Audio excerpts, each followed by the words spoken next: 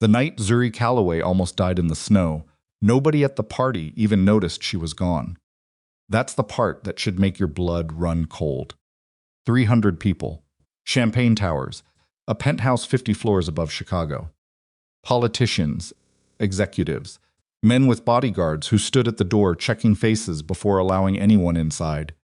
And in the middle of all that power and money and carefully arranged influence, one woman walked out into a blizzard, alone, because she believed her job mattered more than her life.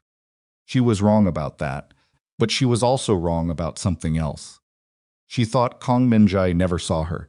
He saw everything.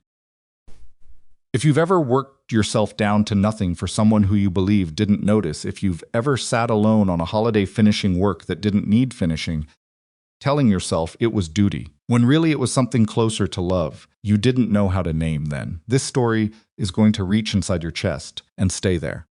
Subscribe to this channel right now so you don't miss a single part of what happens next.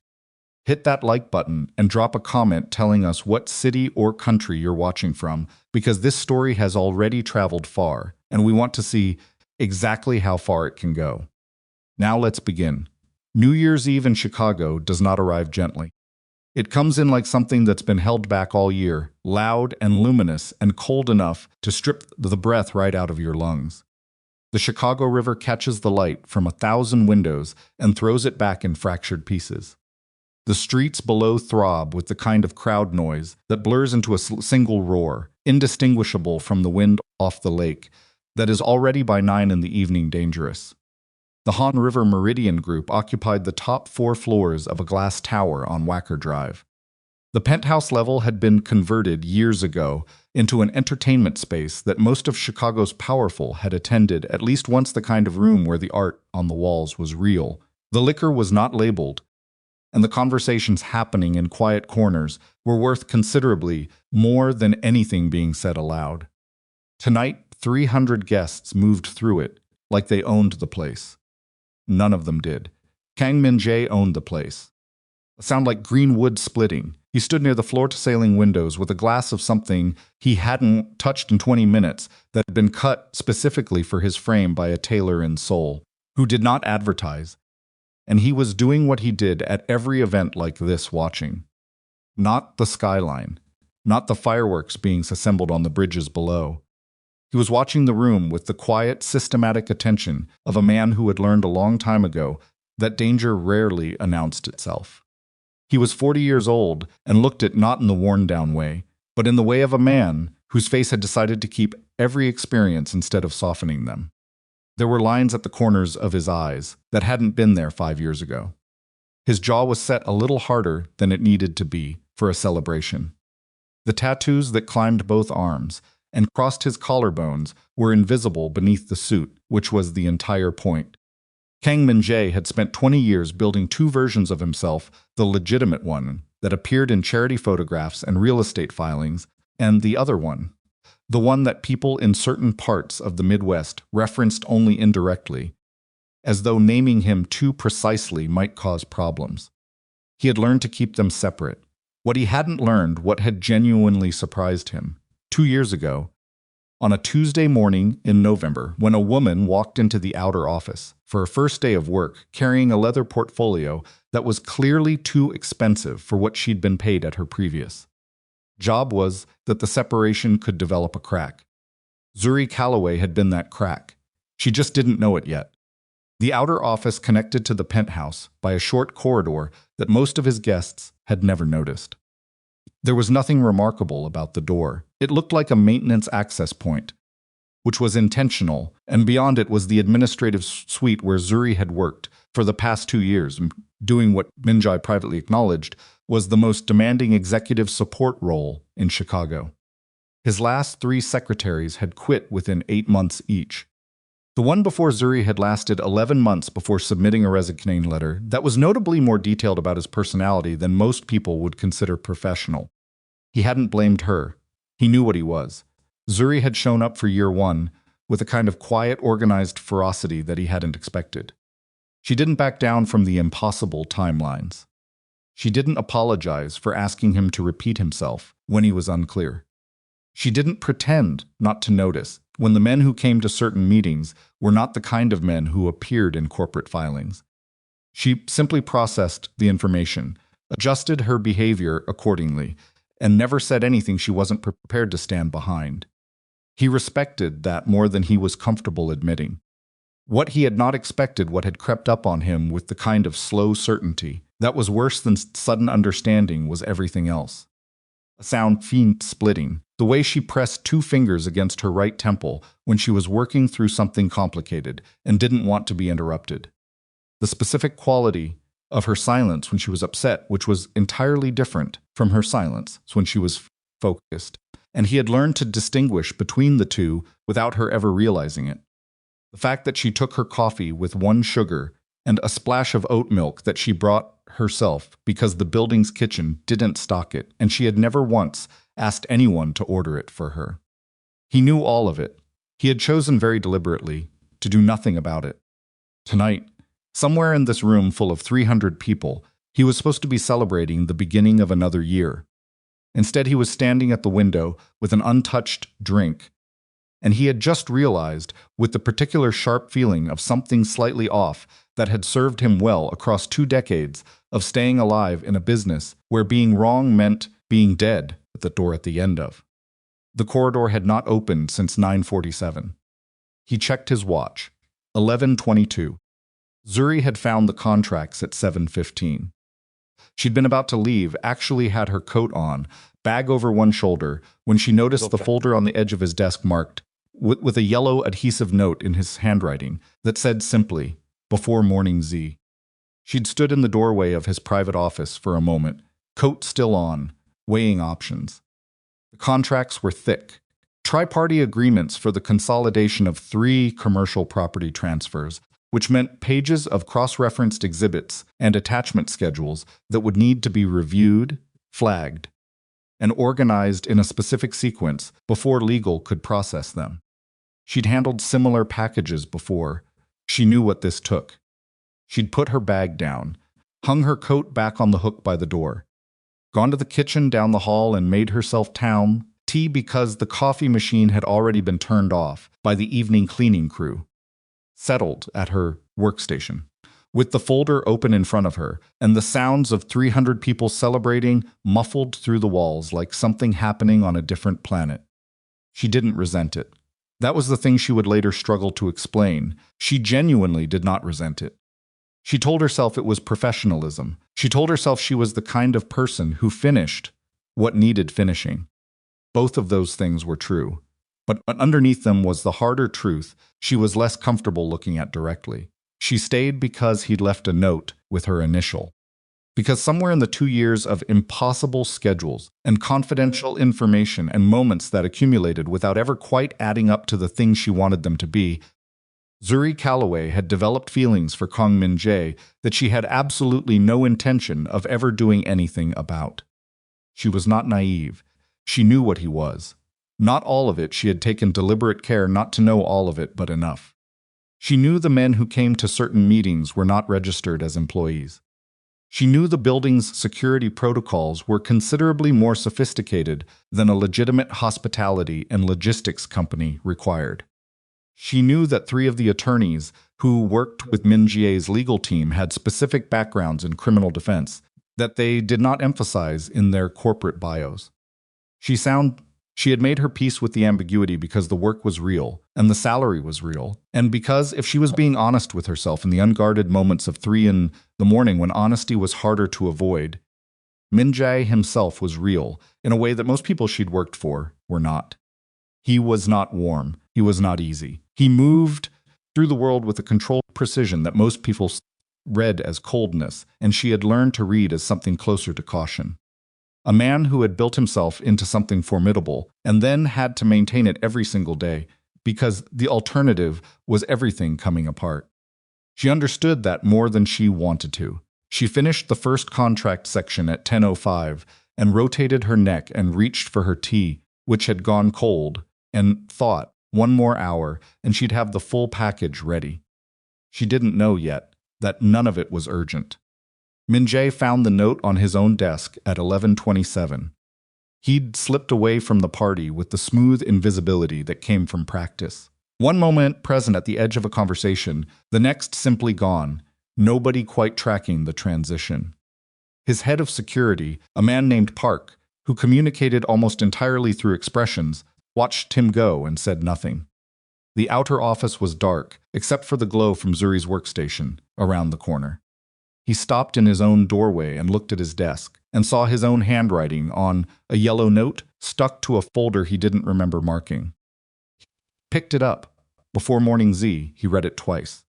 Then he turned the folder over and looked at the contracts inside, and something shifted in his chest, a cold, dropping feeling that he didn't recognize at first because he didn't have it often. He walked around the corner. Her workstation was empty. The contracts were organized in 3 neat stacks with index tabs. Her tea mug was next to the keyboard, half full. Her coat was not on the hook. He looked at the mug, touched the side of it, cold. But he was moving before he finished the thought. The security footage from the lobby showed Zuri leaving at 11:09. She walked through the front doors in that gray coat, the one that was fine for October and not fine for late December, and turned left into the wind. Min-jae watched the timestamp, watched her figure shrink in the camera angle and disappear around the corner.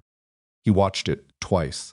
Then he was in the elevator with his jacket on and his phone in his hand calling Park, and the elevator was not moving fast enough. And he said, very quietly, into the phone, find out which direction she went.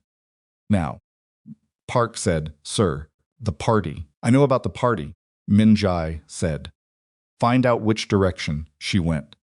The wind on Wacker Drive was the kind that didn't gust, it pressed. A steady slateral force that came off the lake with the blunt persistence of something that had been building across 500 miles of open water and had no intention of being polite about arriving.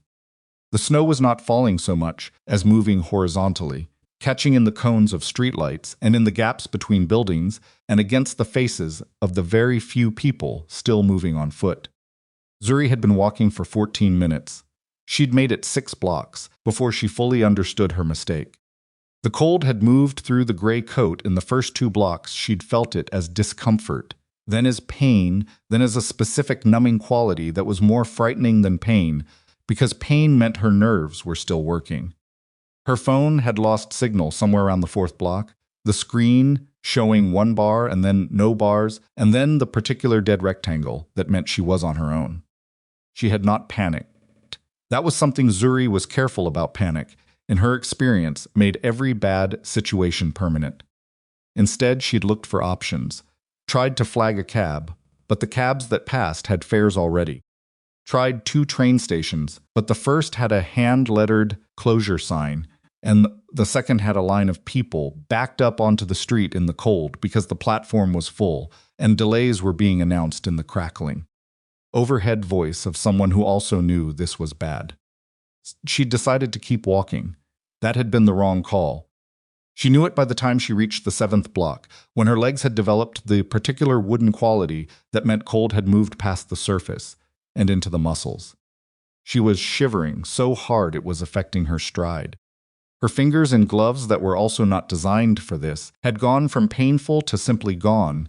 She could feel the gloves, but not what was inside them. She found a doorway, pressed herself into it, thought, just stop. Just stop and think. But thinking was becoming difficult in the specific way that scared her, which was that the thoughts were arriving slowly, like they had to travel a greater distance than usual, and none of them were particularly useful. She thought about the contracts. She thought about the tea she'd left on her desk. She thought about the note, before morning Z, and she thought that she should have asked. She should have said, when is this due, and for which closing, and does it actually need to be tonight?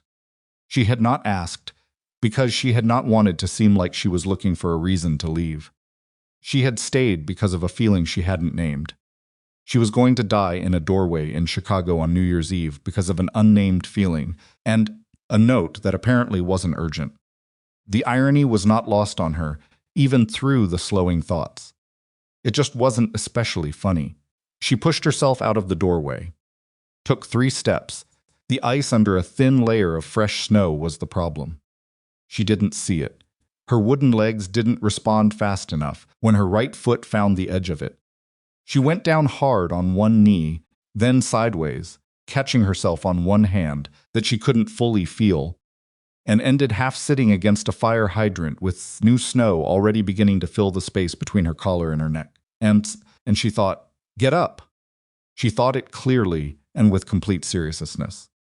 Her body declined. Min-jae found her 4 minutes later.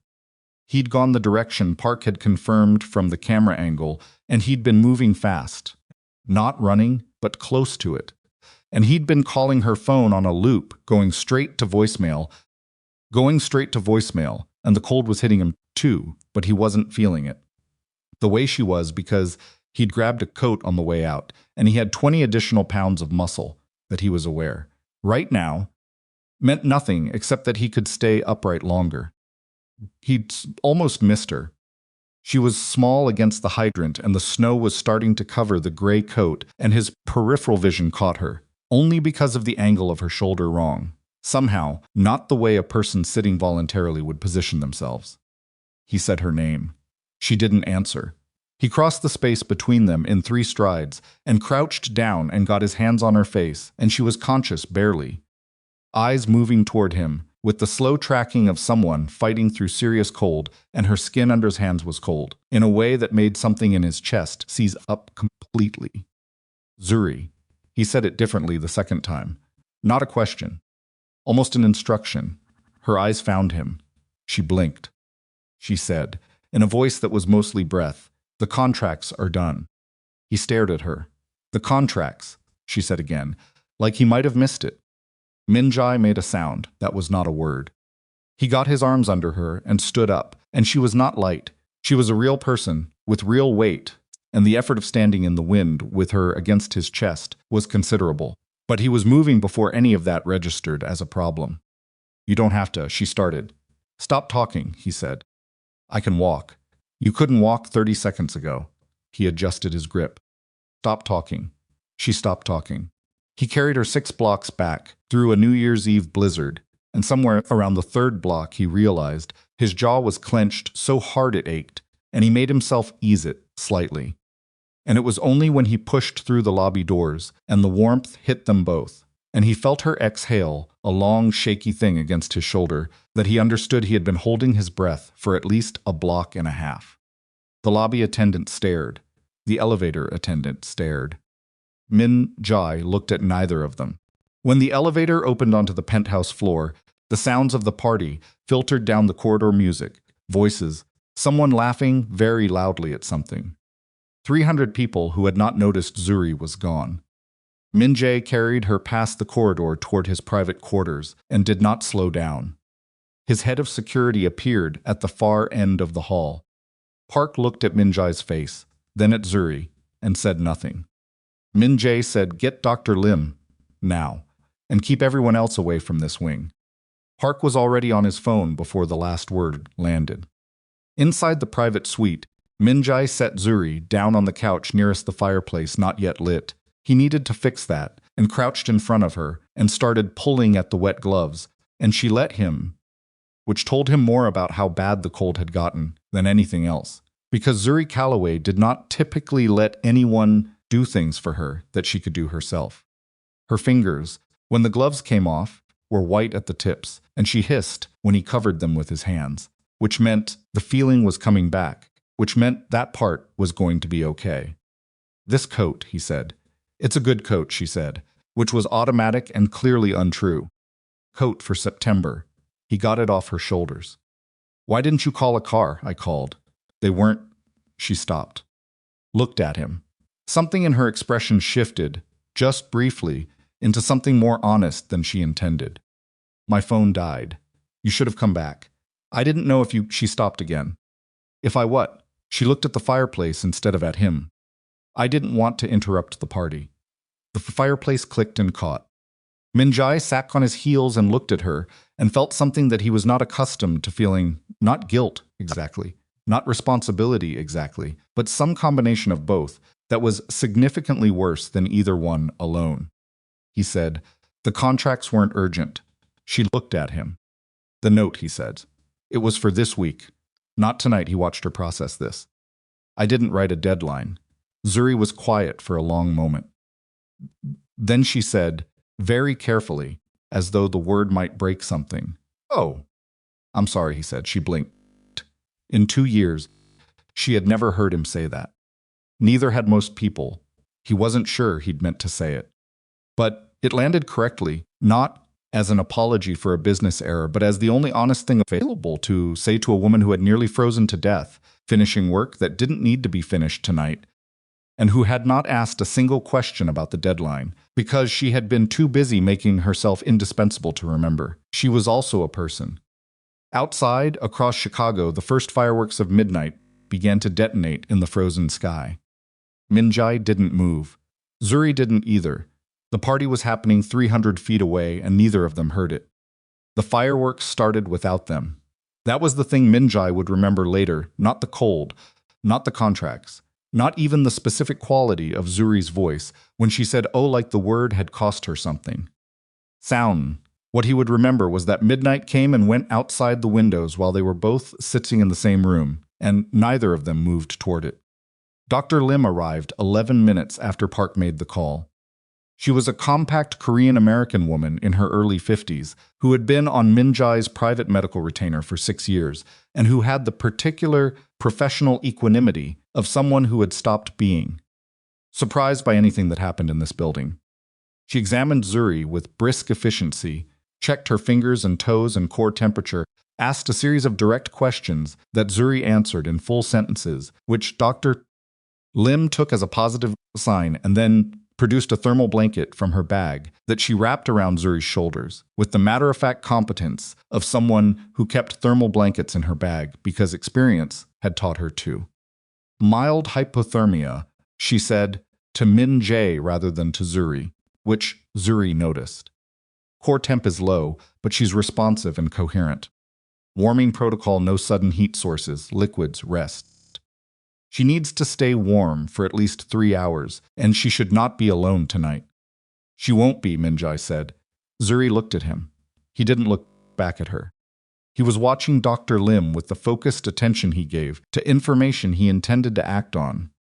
Dr. Lim packed her bag and said, on her way out, without particular emphasis, whatever she was doing outside in that coat, she shouldn't do it again. The door closed. The room was quiet, except for the fireplace and the distant, muffled percussion of fireworks that were still happening somewhere over the river, indifferent to what was occurring in this room. Zuri said, you didn't have to stay, I know. Your party. Zuri. He said her name the way he said most things without decoration. Just the word, placed precisely. My party has 300 people in it. It doesn't need me. She pulled the thermal blanket tighter around her shoulders.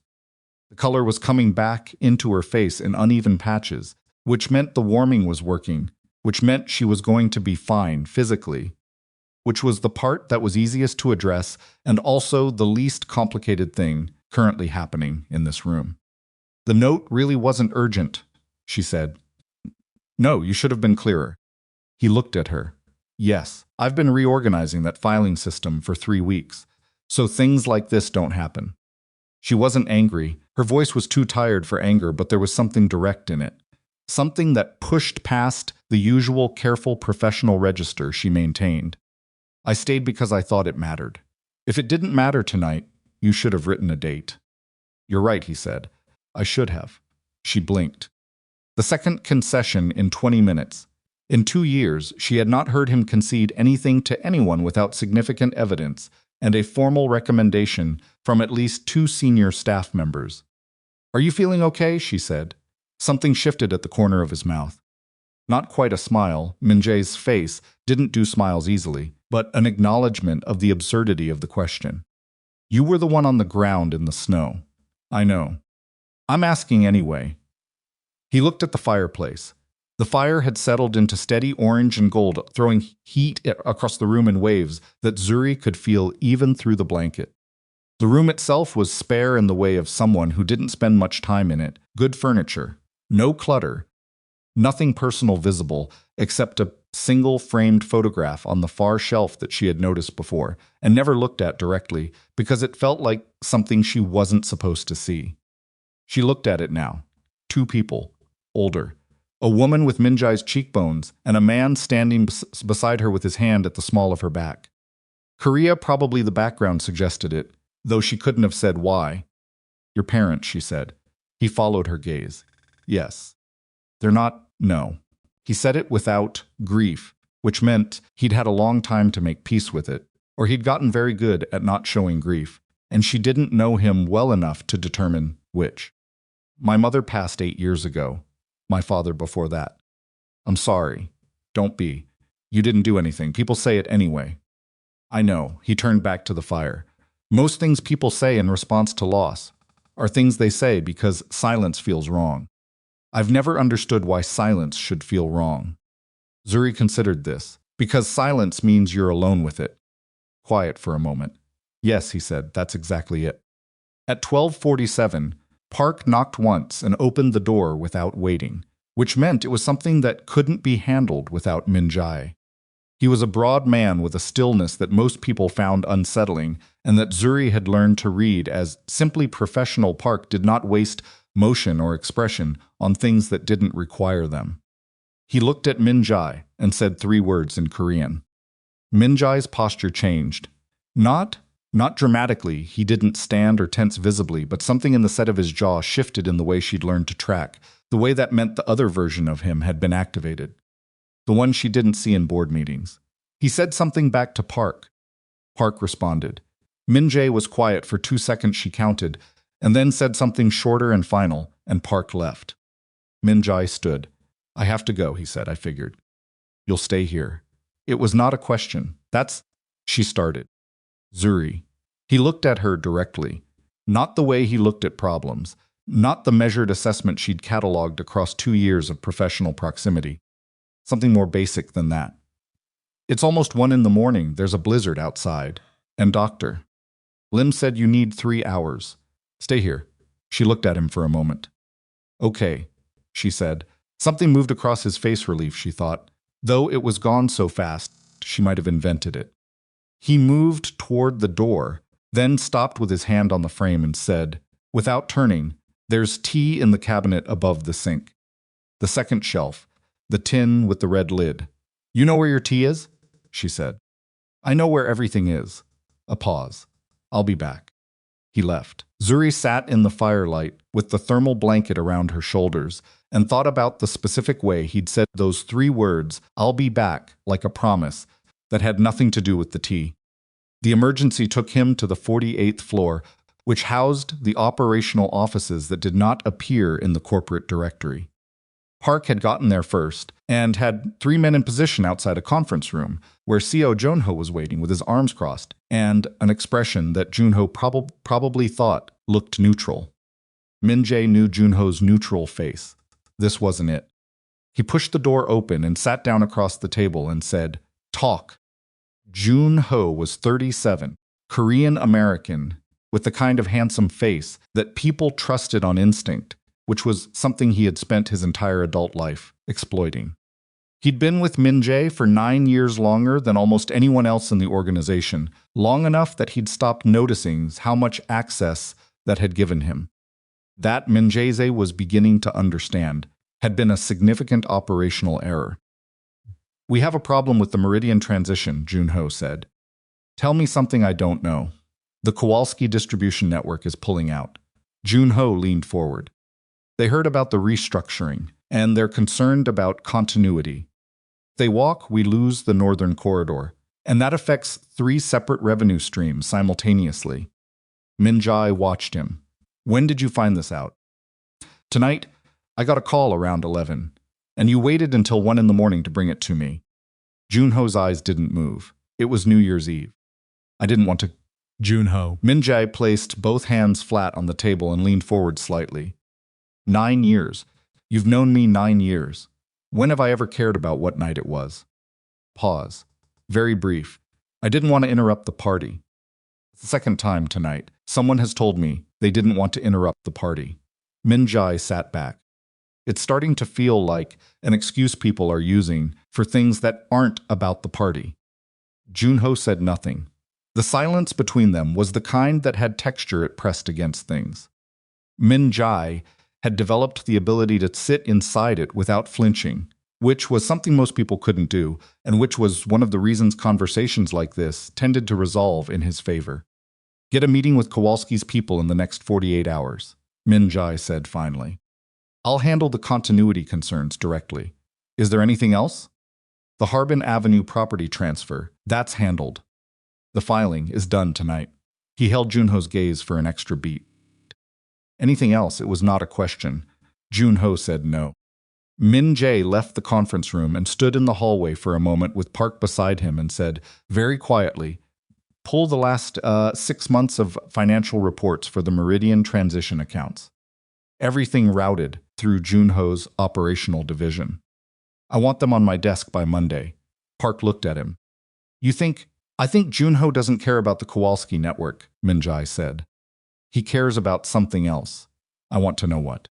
Park nodded once and moved away. Min-jae stood in the hallway for another moment, and the party noise from above filtered down through the ceiling in a muffled, indistinct wave.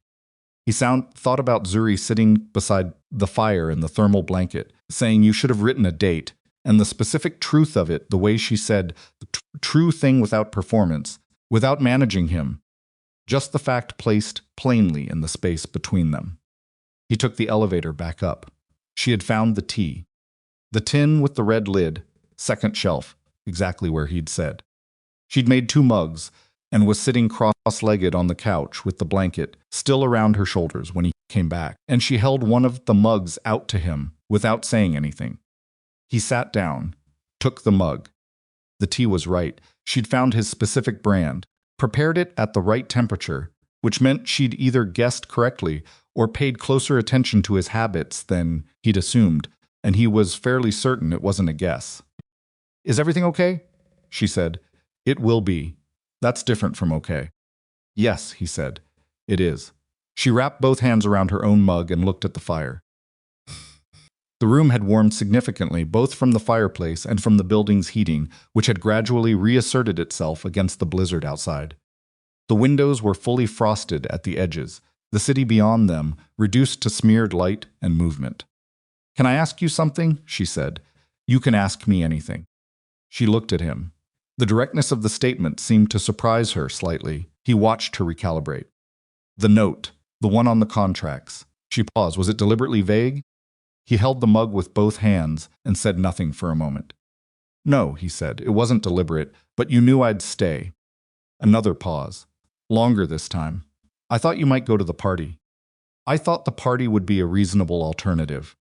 I wasn't invited to the party. You didn't need an invitation. You work here. I work here, she repeated.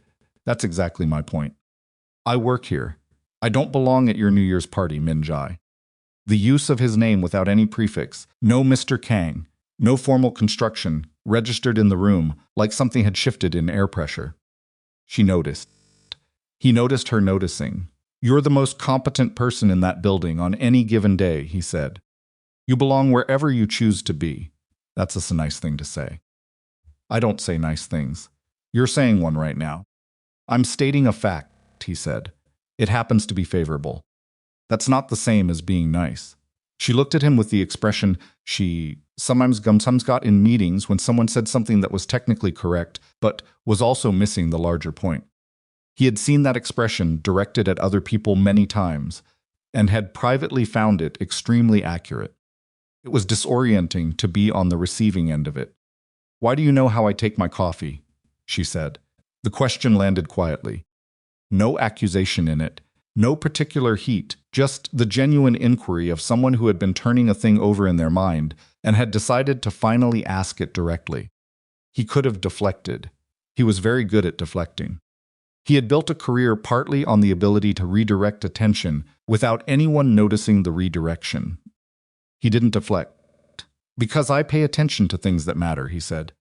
The fire cracked. Outside, a final cluster of late fireworks went up somewhere over the lake and were visible through the frosted glass as smeared bursts of color that lasted less than a second each.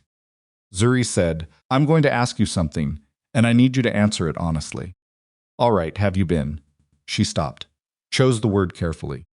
Aware of me, in a way that goes beyond my job. The room was very quiet. Min-jae set his mug down on the table. He did this slowly, with the deliberate quality of a man who was making a decision with each small motion. Then he looked at her, not the professional's assessment, not the measured calculation, just looked at her, the way he almost never looked at anyone.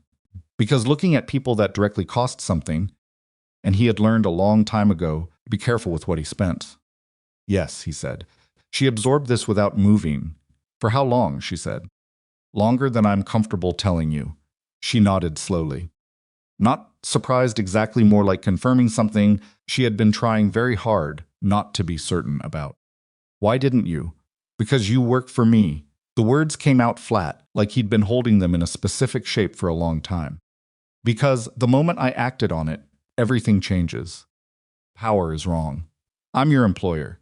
You'd have to wonder, every day, whether what you felt was real or whether it was pressure. Situation.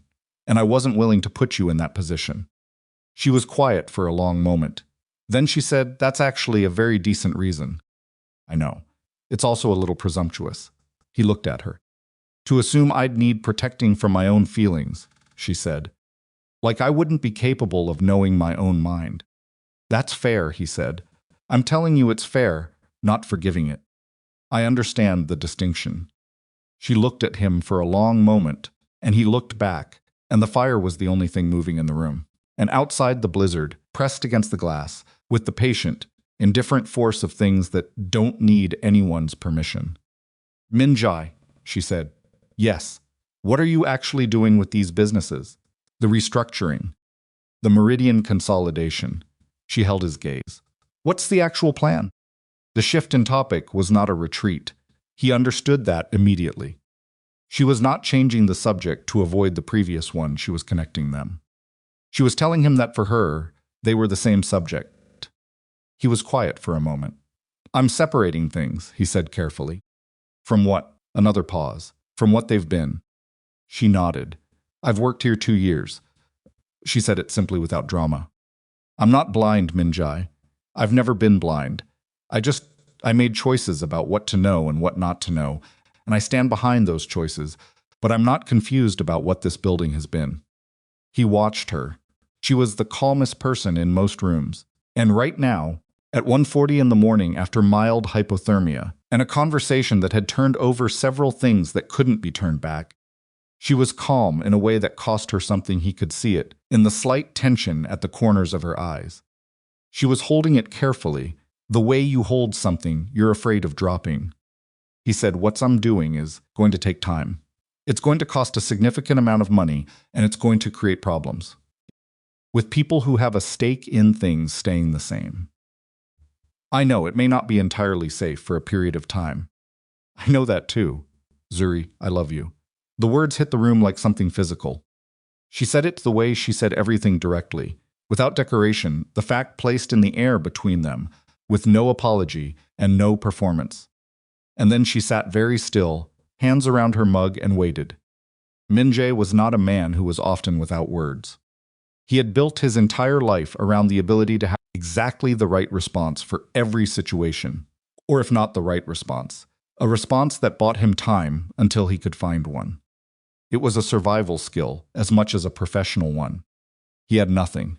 He reached across the space between them. The couch was not large. They had been sitting at a careful, extremely professional distance that now seemed both extremely intentional and extremely inadequate, and put his hand against her face, his thumb at her cheekbone, and she didn't move away from it. And he said, I have wanted to say something honest to you for a very long time. Then say it. He kissed her, not with the caution he applied to most things, no controlled assessment, no measured force. Just the honest thing, finally, after a very long time of choosing not to. And she kissed him back with the particular quality of someone who had also been holding something carefully for a very long time and had just set it down. When they stopped, she pressed her forehead against his and closed her eyes, and he could feel her exhale slow and uneven against his jaw. Then his phone rang. Not Park's code. A different signal one that meant the communication was coming from inside the organization through a channel that only 3 people had access to, and 2 of them were in this building. He pulled back. looked at the screen. The third person who had that channel access was Junho, he answered. What Junho said in the next 40 seconds was not a report. It was not an update about the Kowalski network, or the Meridian transition, or any of the legitimate business concerns that had been used to justify the 1 in the morning interruption an hour earlier. It was a warning, delivered in the specific tone of someone who wanted to sound like they were doing you a favor, while simultaneously making sure you understood that the favor had conditions.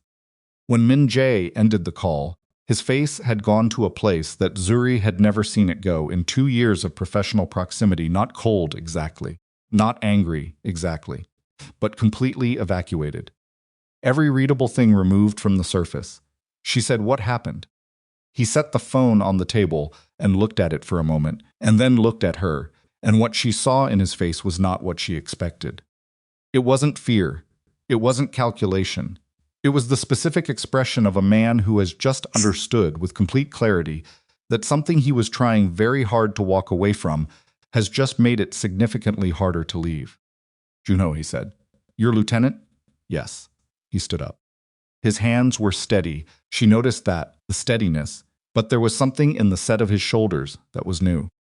He knows about the legitimization plan, not the surface details. The actual structure, the timeline, the accounts. She held very still. "How? That's what I need to find out." He looked at her. "I need you to stay here. I mean it this time, not as a request." "What did he say to you?" Min-jae was quiet for a moment. He said the Meridian transition was going to face complications, and that he hoped I had considered the personal costs of certain decisions. The room absorbed this. Zuri said, "He threatened you." "Not directly. Junho doesn't do things directly." Min-jae picked up the phone again. "He does things at an angle, so that when you confront him about them, the angle makes it look like you're the one who misread." "You're not misreading." "No," he said. "I'm not." He looked at her one more time, and this look was different from all the previous ones, different from the professional assessment and the fire-lit honesty and the moment before the kiss. This one was the look of a man who has just understood exactly what is at stake and does not love the clarity. 9 years, he said, and I never asked the one question that would have told me who he actually was. "What question?" "Whether he was loyal to me," Min-jae said, "or to what I could give him." He left the room. Zuri sat in the firelight with the thermal blanket around her shoulders and the 2 empty mugs on the table and the full weight of everything that had just happened pressing down on the room, and she thought about the contracts, about the note, about 2 years of careful distance and unnamed feelings, and a man who knew how she took her coffee and had chosen not to say so. She thought about the specific look on Min-jae's face in the last second before he walked out the door. She picked up her phone. The signal was back. She was inside the building now, with the building's network. The screen showed the time, 2:14 in the morning. New Year's Day. She opened the Notes app, and she started writing down everything she remembered about the financial irregularities she had noticed in the Meridian transition accounts over the past 6 weeks, the things she had filed under Ask About This when there's time, and had not yet. Asked about because there had not been time, and because she had not been sure whether it was her place to ask. It was her place now. She wrote for 40 minutes without stopping, with the focused intensity of someone who has just understood that the information in their head is no longer abstract concern. It is the specific currency of a situation that has just become dangerous. And the only way through dangerous situations is to know exactly what you have and exactly what it is worth. When Min-jae came back at 3 in the morning, he found her still writing. He stood in the doorway and looked at her, and she looked up, and she said, "I need to show you something." He came in and sat down beside her closer than the professional distance, because that distance no longer existed, and she turned the phone toward him, and he read what she had written, and his expression went through several things in rapid sequence before arriving at something that was partly grim and partly, she thought, something close to the feeling you get when a thing you feared turns out to be exactly as bad as you feared. And the confirmation itself is almost a relief, because at least now you know. "When did you notice this?" he said. 6 weeks ago. "I wasn't sure what I was seeing. You were sure enough to write it down. I'm always sure enough to write things down. She held his gaze.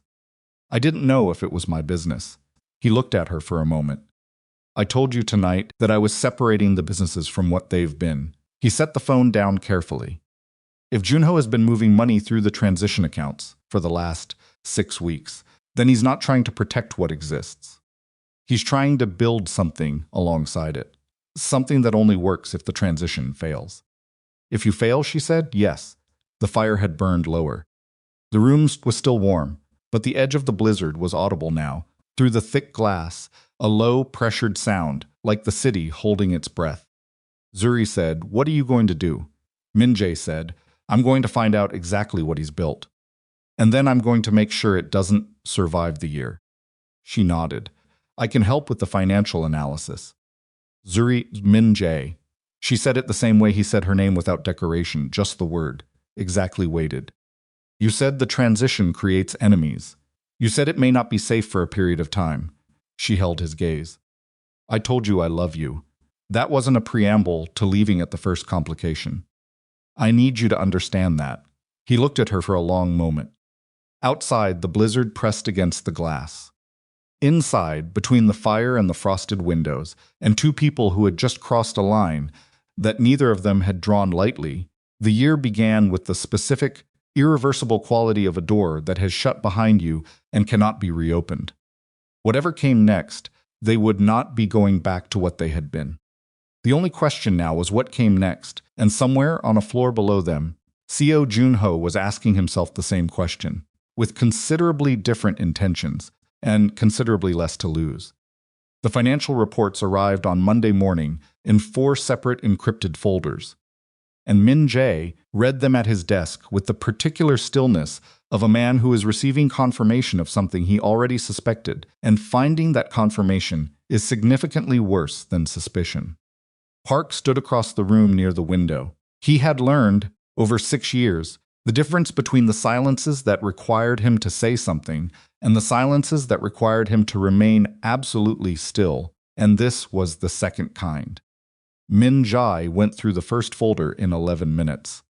The second took longer, 17 minutes, because the routing structures were more layered, the shell company architecture more deliberate, the kind of thing that takes months to build and requires either sophisticated financial knowledge or access to someone who has it. He set the second folder down and picked up the third and read 3 pages before he stopped. He set the papers flat on the desk. How long, he said. Park said, the earliest transaction we can trace with certainty is 14 months ago. Min-jae was quiet. The total, Park said, across all identified accounts is approximately 4.3 million. The number sat in the room. $4.3 million, moved in increments small enough to avoid automated flags, through 6 shell companies, 2 of which were registered in Delaware under names that bore no surface connection to the Han River Meridian Group or to Seo Junho personally. It was patient work. It was careful work. It was the work of someone who had been planning for a long time and had access to the organizational structure that made the routing possible. 9 years of access. Who else knows about this? Min-jae said. Right now, you, me, and whoever Junho told. He didn't tell anyone. Men like Junho don't share operational details until they need leverage. Min-jae stood up. He moved to the window and stood with his back to Park and looked at the city, which was bright and frozen and indifferent under a hard January sky. The blizzard had passed. The streets below were plowed into narrow channels, cars moving slowly between walls of gray ice. He built this alongside me for 14 months, while I was building the transition. While I was taking the organization apart piece by piece and trying to put something legitimate in its place. He paused. He was building an alternative. Yes, he expected the transition to fail. Or he intended to make it fail, Park said carefully. Min-jae turned from the window. Get me everything we have on the Kowalski situation. Not what Junho told me. The raw communications emails, call logs, whatever the monitoring team has. Park hesitated. One beat. Min-jae, what? The monitoring team reports to Junho. The room was very quiet. Min-jae said, since when? The restructuring 6 months ago moved 3 operational divisions under his direct supervision, including monitoring and communication security. Park's voice was completely flat. You signed the reorganization order. I signed it because Jun-ho presented it as an efficiency consolidation. Yes, the word landed like a door closing. Min-jae sat back down at his desk. He picked up the third folder and turned to the page he'd stopped at and read it again. And the second reading was worse than the first, because the second reading was done by a man who now understood the full architecture, not just the money that had been moved, but the structural access that had made it possible, and the deliberate, patient intelligence that had spent 9 years building exactly the kind of trust that would eventually provide the kind of access that Jun-ho now had. He's inside the communications, Min-jae said, potentially, which means he knows what we've been looking at since Saturday night. Park said nothing, which means he knows we know. The silence confirmed it. Min-jae put the folder down. He pressed 2 fingers against the bridge of his nose and stayed that way for 3 seconds. And Park watched him with the careful attention of a man who has seen his employer navigate serious situations many times and is calibrating the current one against all previous instances and finding that the current one is worse than most, which asserted. Get Zuri out of the building, Min-jae said. Zuri was at her workstation when Park appeared in the doorway. She had been there since 7:30, working through the legitimate Meridian transition documentation with the focused efficiency she brought to everything, and she had also, in a separate window that she minimized when she heard his footsteps, been cross-referencing the financial irregularities she'd written down on New Year's morning against the formal account structures she had access to as executive secretary. She had found 4 more. She looked at Park. Park had a specific quality. When he was about to say something he'd been instructed to say, a slight tightening at the jaw, an extra stillness that was different from his regular stillness, and she had learned to read it. He wants me to leave, she said. Park blinked. He'd like you to work remotely for a few days. That's the same thing. She saved her documents. What happened? There's a security situation developing. That's not an answer. No, Park said. It's not. She looked at him for a moment. Then she closed her laptop, not putting it away, picking it up and stood. I'm going to talk to him first. He anticipated that, Park said. He said to tell you. He paused, with the particular discomfort of someone delivering a message they weren't entirely sure about. He said to tell you that if you argue with him about this, he will consider it extremely unfair given that he did not argue with you about the note. Zuri stopped. He actually said that? Those were the specific words, yes. She stood for a moment with her laptop under her arm and her jaw at the precise angle Min-jae had privately catalogued, as meaning she was weighing something she didn't like against something she couldn't argue with. Fine, she said, but I'm taking the secondary account files with me. And I need a secure line. He anticipated that, too, Park said. She worked from a service department on Michigan Avenue that Min-jae maintained for operational purposes. She'd known it existed, had processed the lease renewal twice, and had never been inside it until Park drove her there in a black SUV at 9:40 in the morning while the city moved around them in the slow, salt-scattered way of a January Monday. A sound like green finsu. The apartment was on the 22nd floor and had good light and a clean desk and a secure terminal already set up when she arrived, which meant Min-jae had arranged this before he sent Park to get her, which meant he'd been several steps ahead of the conversation before it happened. She sat at the desk and opened the files. What she found in the next 3 hours rewrote the map of everything she thought she understood.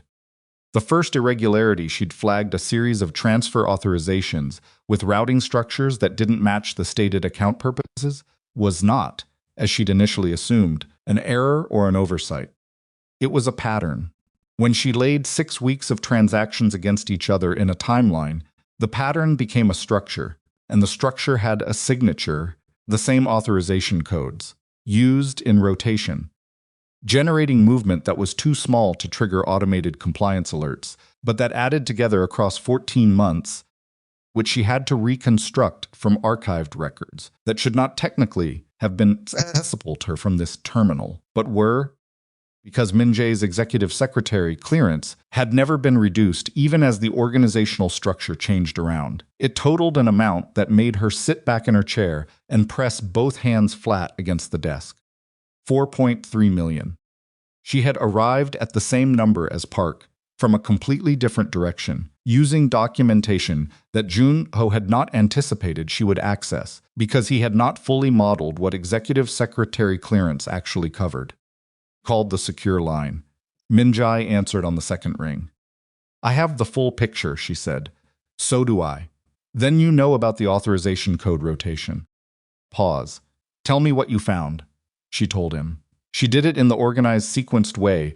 She did everything not leading with conclusions, but building toward them, laying each piece in order so the structure was visible before the number landed. When she got to the number, he was quiet. That matches, he said. I know.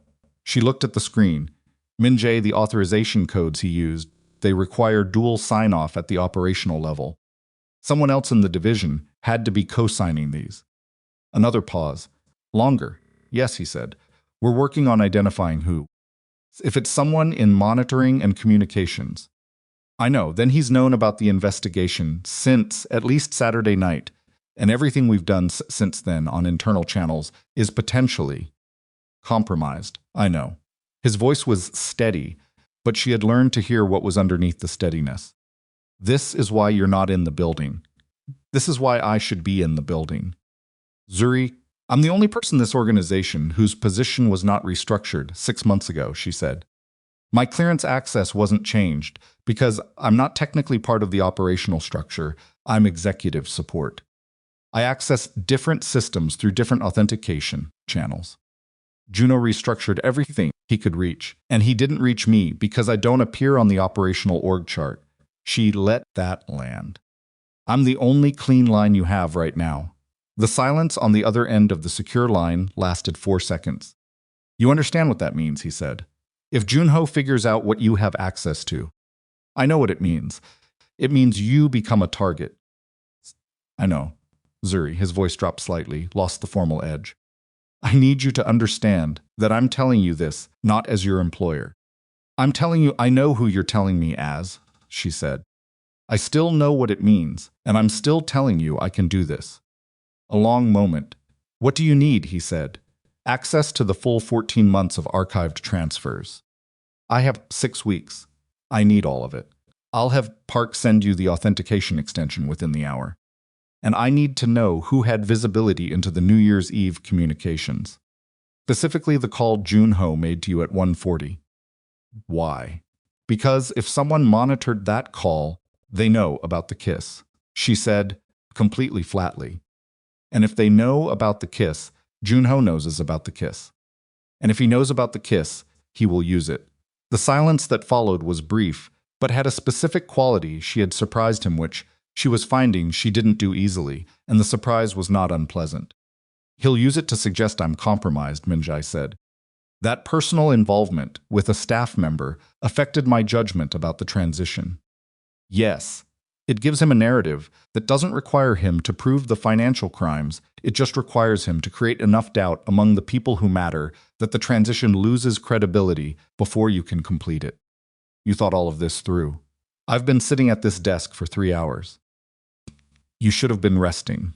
You should have been clearer about the contract deadline, she said.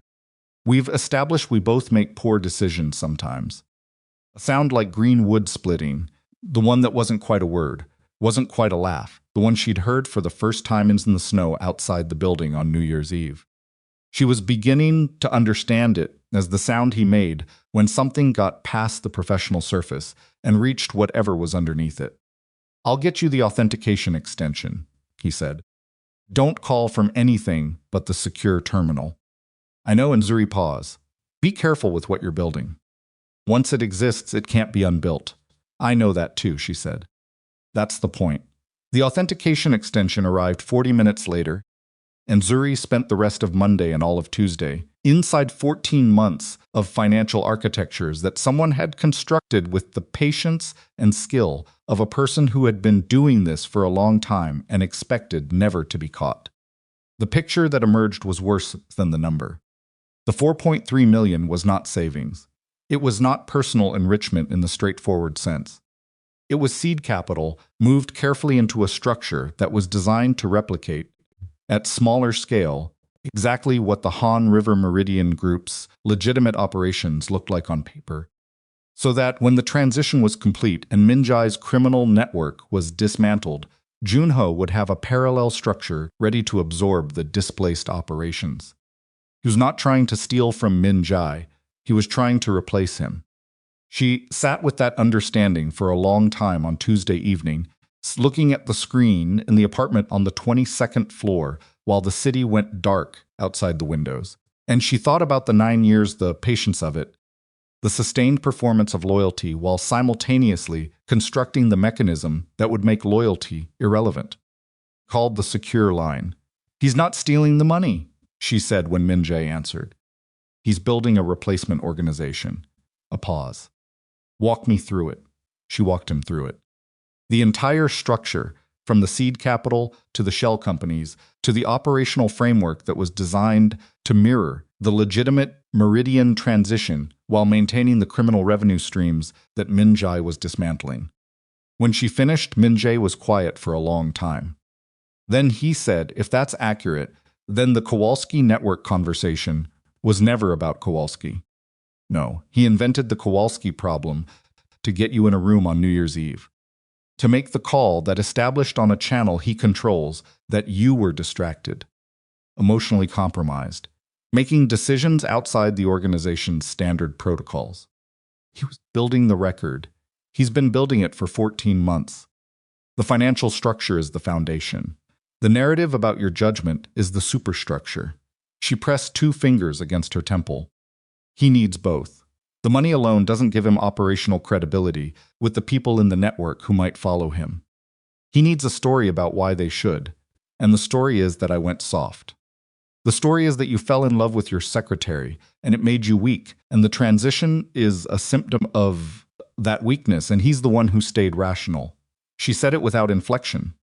Just the fact. It's a good story. In certain rooms with certain people, it's going to land. Some of those people will believe it. Some of them already do. He's been seeding it. Another silence. This one felt different, heavier, with the specific weight of a man understanding the full scope of something he thought he understood. "How confident are you in this analysis?" Min-jae said. "Completely," she said. "I've checked it 4 times. "What would you do," he said carefully, "if you were me?" She looked at the screen. At the 14 months of patient, deliberate construction, laid out in transaction records and routing codes and shell company registrations. At the evidence of a man who had spent 9 years next to Kang Min-jae and had used every one of those years to understand exactly how to dismantle him. "I'd move first," she said, "before he's ready, before the narrative is fully established and before the people who might follow him have committed." She paused. "But I'd also Min-jae. You have to go to the federal investigators." The silence that followed was absolute. "No," he said. "Min-jae, that's not on the table. It has to be on the table.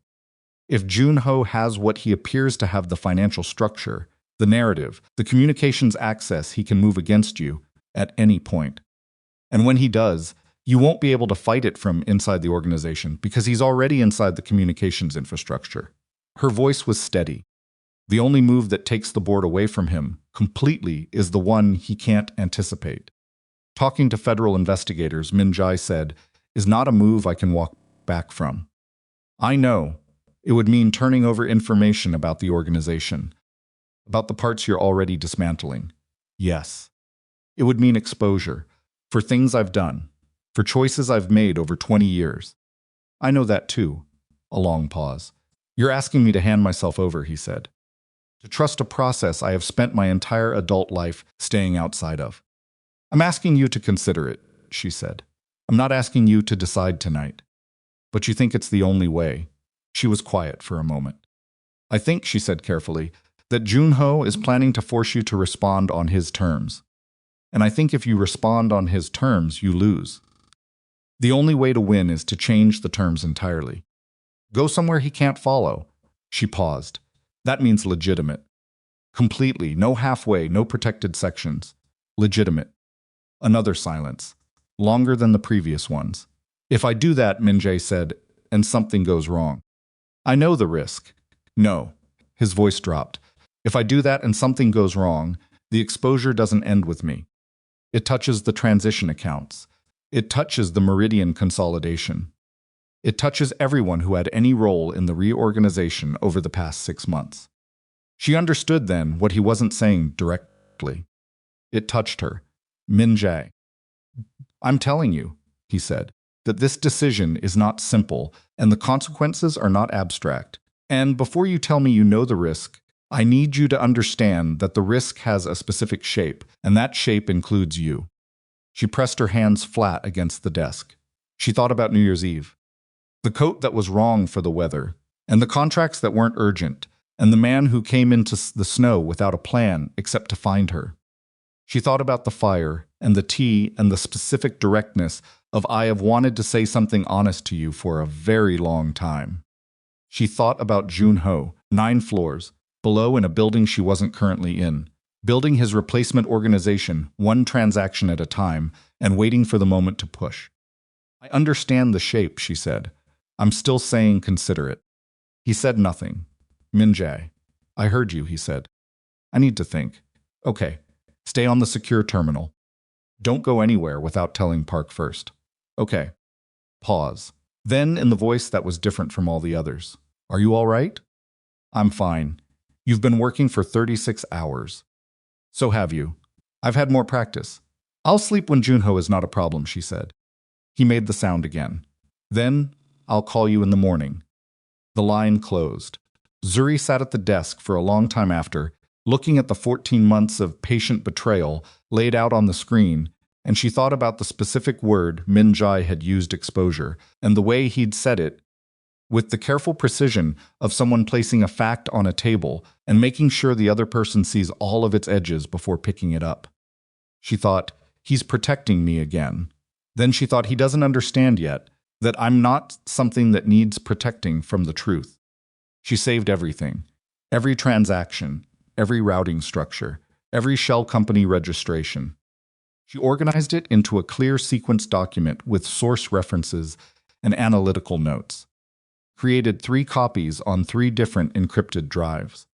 She thought, as she did it, about contingencies, about the specific shape of what happened if Min-jae decided the federal option was not viable and Junho moved first, and the situation inside the organization deteriorated past the point of internal resolution. She was building a contingency. She didn't tell Min-jae. Not yet.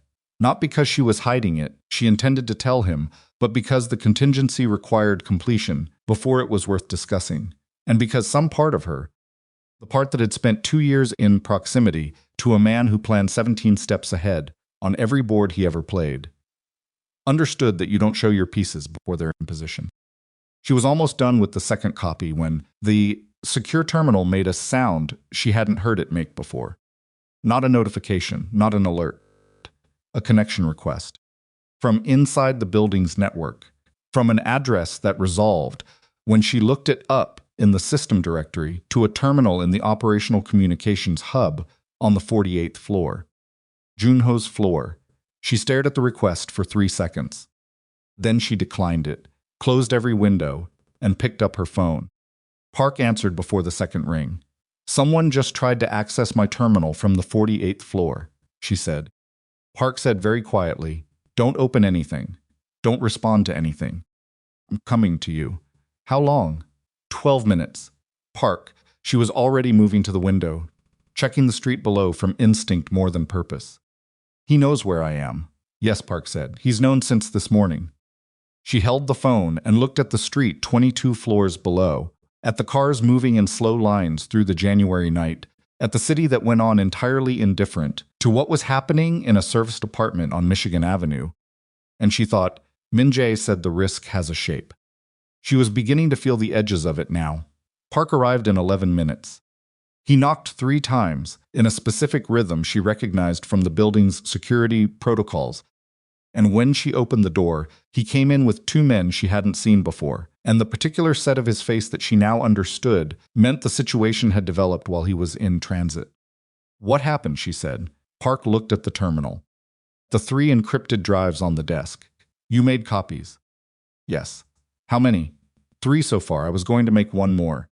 He nodded once, with something in his face that was not quite approval, but was adjacent to it. Min-jae called me 4 minutes ago. There's been a development inside the building. What kind of development? Park looked at her directly. Junho called a meeting. Tonight. In the operational conference room on 48. He paused. He's presenting to the senior operational staff. All of them. The ones who have been with the organization for more than 5 years. Zuri held very still. He's not waiting, she said. No, he's making his move tonight. She looked at the terminal, at the connection request she'd declined, at the implication of it not a probe. She understood now, not an attempt to access her files. A message. I know where you are. I know what you have. I'm moving anyway. What is Min-jae doing? Park said. He's going to the meeting. She stared at him. He's going to walk into a room where Junho is actively making the case that he's compromised and, he said, Park interrupted, with the specific tone of someone delivering a message they understand, is going to produce exactly this reaction, that he is not going to let Junho define the narrative in a room he is not present in. She stopped. That's how people get killed. Yes, Park said. That's why I'm here. She picked up the 4th encrypted drive from the desk and held it. She thought about the contingency, about the copies, about the specific thing she had built in the past 36 hours, without telling Min-jae, because it hadn't been ready yet. It was ready now. Get me a car, she said. Park looked at her. He told me to stay here, she said. I heard him. I'm going anyway. She put the drive in her pocket. And Park, I need you to tell me who, outside this organization, has the authority to act on financial evidence of this magnitude. Tonight. Because whatever happens in that room on 48, I want the contingency in position before it starts. Park studied her for a long moment. Then he said, there's a federal financial crimes investigator named Dwyer. He's been circling the Meridian transition for 8 months. Min-jae's attorneys have been managing the distance. He paused. He gave Min-jae's lead attorney a direct number 6 weeks ago, for exactly the kind of situation where someone needed to call before things became irreversible. Does Min-jae know you know that? Min-jae tells me most things, Park said. Not always in order. She held the drive, looked at the door. Then we need to make one call before we go to the building, she said, and we need to make it in the next 4 minutes. Because after that, Junho will be in front of every senior operational figure in the organization. And the things he says in that room cannot be unsaid. And whatever Min-jae walks into tonight, he needs to walk in knowing that the ground under Junho is already moving. Park held her gaze for 3 seconds. Then he reached into his jacket and produced a card, plain white, single phone number, no name, and held it out to her. She took it. Her hands were steady. She had not been a woman who expected to find herself in a serviced apartment on Michigan Avenue in January with an encrypted drive in her pocket and a federal investigator's phone number in her hand, preparing to either save or irrevocably alter the life of a man she had told she loved exactly 4 days ago. But she had also, she thought, never been a woman who turned away from the true shape of a situation once she understood it. She dialed the number. It rang twice. A man's voice answered, alert. Professional, unsurprised, the voice of someone who had left this number with a specific expectation that it would eventually be used at an inconvenient hour. And Zuri said, clearly and without preamble, my name is Zuri Calloway. I'm the executive secretary of the Han River Meridian Group. I have 14 months of documented financial evidence of internal fraud, embezzlement, and organized criminal conspiracy, and I need to speak with Agent Dwyer immediately because the situation is developing tonight, and if you're not in positions within the hour, the window closes. A brief pause. Then the voice said, stay on the line. And the thing that could not be unbuilt was built. Agent Dwyer said, don't move. Don't go to the building. Stay exactly where you are. Zuri said, I can't do that. Pause. Not surprised, recalibrating. Miss Calloway, if you go into that building tonight, and this becomes an active scene before we're in position, how long do you need? 40 minutes minimum. We need warrants. You have 40 minutes, she said, but I'm going to the building in 30. She ended the call before he could argue. Park was watching her from across the room with the specific expression of a man who has just watched someone do something operationally inadvisable and is privately impressed anyway. The two men with him said nothing. They were the kind of men who were paid specifically not to say things. 30 minutes, Park said. Yes, Min-jae is going to be unhappy about the call. Min-jae is going to be unhappy about several things tonight. She put the card in her pocket with the drive. Let's go. The car moved south on Michigan Avenue through the January night, and Zuri sat in the back with her laptop open and the secure connection running, and her hands doing two things simultaneously, finishing the fourth encrypted copy of the financial evidence and composing, in a separate window, a sequenced document that organized 14 months of transactions into a structure that a federal financial crimes investigator could act on within hours rather than weeks. She had done legal document preparation before. Not this kind, not criminal evidence formatting, but the organizational logic was the same. You built from the specific to the general. You sequenced cause before consequence. You made it impossible to misread the direction the evidence pointed. She was good at this. She had always been good at this. She thought about what Min-jae had said, "I know where everything is," and thought that the thing he hadn't said, the thing underneath it, was that knowing where everything is requires paying attention when most people have stopped looking. She had been paying attention for 2 years. The building appeared through the windshield at 22 minutes past the call. Black glass lit from within, the lobby attendant visible as a small figure behind the desk. 2 black SUVs in the turnaround that had not been there this morning. Junho's people. Park saw them at the same moment she did. He said something to the driver without turning around, and the car slowed and pulled to the opposite curb rather than the main entrance. Side entrance, Park said. Service level. He'll have coverage there too. Not the same coverage. The service level requires a separate authorization code that rotated this morning. Junho's restructuring didn't reach the service infrastructure. You kept something he couldn't touch. Min-jae kept something he couldn't touch, Park said. Min-jae keeps things that he anticipates might be needed. It's a habit. They went in through the service level at the basement, through a corridor that smelled of industrial cleaning solution and cold concrete, past the building's mechanical infrastructure, up a freight elevator that moved slowly and creaked at the third-floor junction. Zuri stood with her laptop under one arm and the drive in her pocket, and her jaw set at the angle that meant she was not going to alter her course. The freight elevator opened on 47, 1 floor below the operational conference room. Park stopped her at the elevator door. He's been in that room for 18 minutes. Is he okay? He was walking in under his power with 3 of his own men. Junho's people let them in. Park paused, which means Junho wants him in the room. Zuri thought about that. He wants witnesses, Park said. He wants the senior operational staff to watch Kang Min-jae get taken apart in front of them. Public humiliation. It establishes dominance without Junho having to do anything overtly violent in front of people he then needs to lead.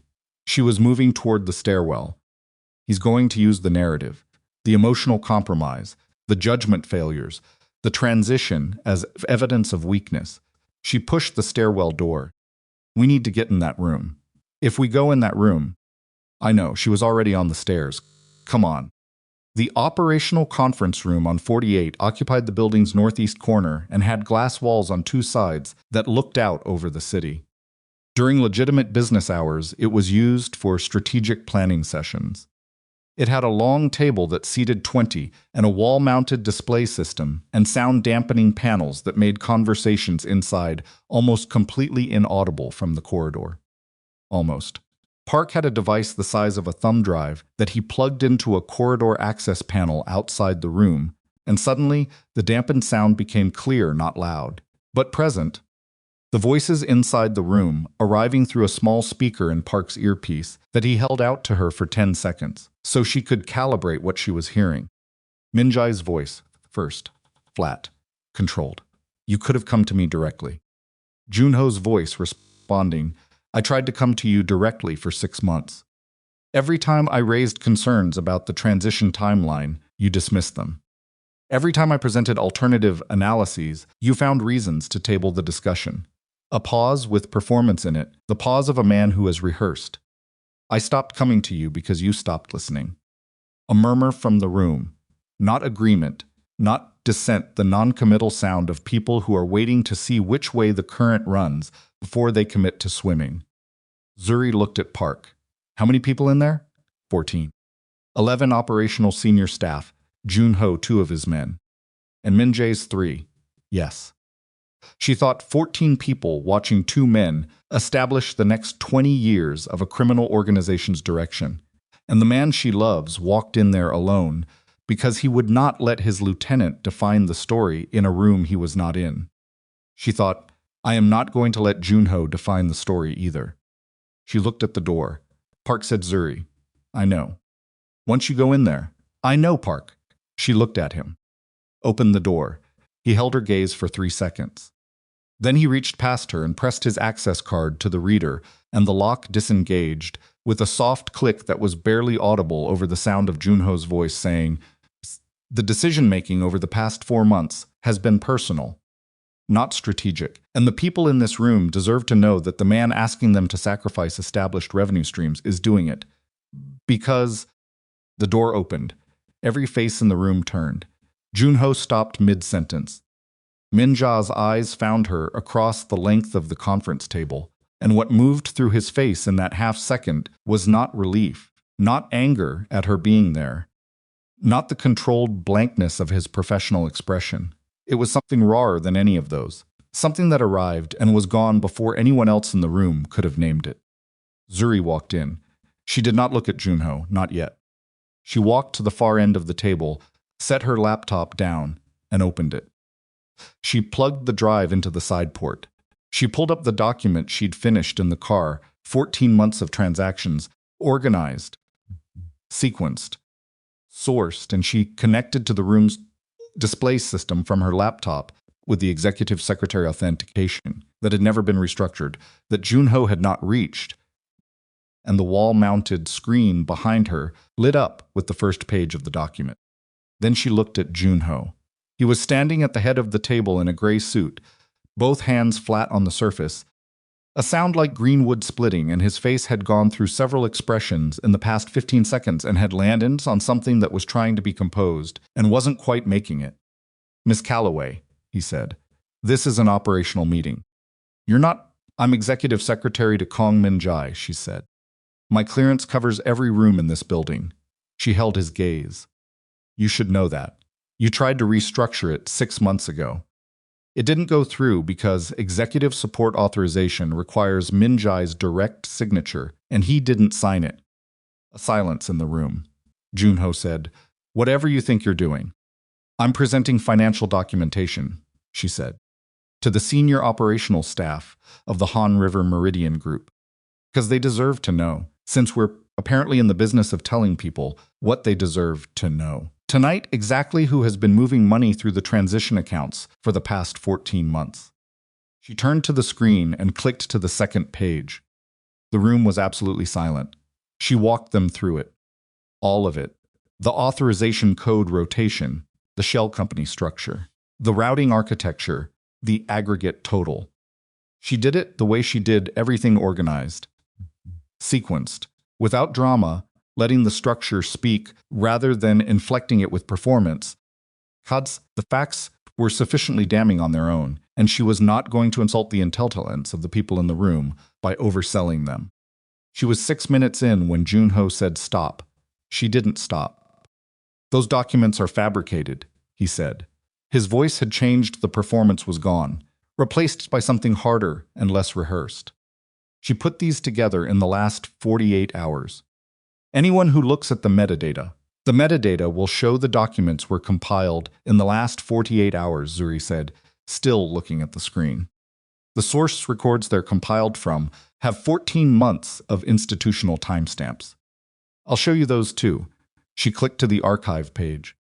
The originals are stored in the accounting infrastructure on servers that your reorganization didn't reach because they're classified as executive administrative records under the building's original data governance policy, which was written before the restructuring and which you would have needed Min-jae's signature to change. She paused. He didn't sign that one either.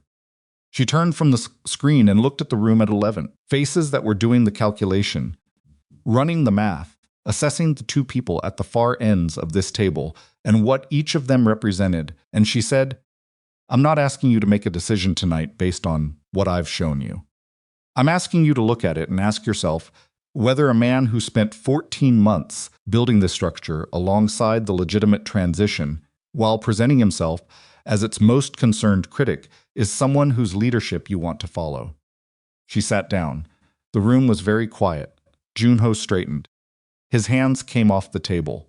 He looked at Min-jae, not at her, and when he spoke, his voice had dropped to something that the room had to lean toward to hear. "You brought your secretary to fight your battles." Min-jae said, "She's not my secretary." "No," Junho said. "She's the woman you almost got killed chasing through a blizzard on New Year's Eve. And everyone in this room knows it. And everyone in this room knows what it means about the state of your..." Junho. Min-jae's voice was not loud. It didn't need to be. "Sit down." "I'm not going to..." "Sit down." Something in the room shifted. 11 faces moved, splitting. A collective micro-adjustment. The way people move when they suddenly understand that the thing they were watching is not what they thought it was. Junho felt it. Zuri watched him. Feel it watched the performance recalibrate, the confidence reconsider itself. He didn't sit, but he stopped moving. Min-jae stood. He did it slowly, with the controlled physicality of a man who is managing a great deal of internal force and is choosing, deliberately, visibly choosing what to do with it. He was in a dark suit, no tie, and there was a bruise forming on his left jaw that hadn't been there when she saw him last, which meant Junho's people had not been entirely professional in the corridor outside, or possibly inside the elevator. And she filed that information with the cold precision of someone who intends to use it. 14 months ago, Min-jae said to the room rather than to Junho, "I made a decision. I decided the organization I built was going to change. Not because I was weak, not because I was compromised. Because I looked at what I had built, and I understood clearly and without comfort that it was not going to survive the next decade in the form it currently existed. The landscape is different. The risks are different. And continuing to operate the way we have operated was not strength. It was inertia." He moved around the table slowly. Not toward Junho along the near side, past two of the senior staff who tracked him without moving their heads. "I made that decision," he said. "And I made it knowing that some of the people in this room would not agree with it. I made it knowing there would be costs. I did not make it because someone told me to, or because I was influenced by anything other than 20 years of understanding exactly how organizations like this one end." He stopped moving. They end from the inside. They end when the people within them decide that personal gain is more important than collective survival.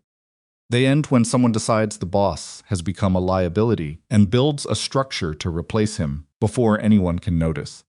He looked at Junho. 14 months, he said. "You could have come to me."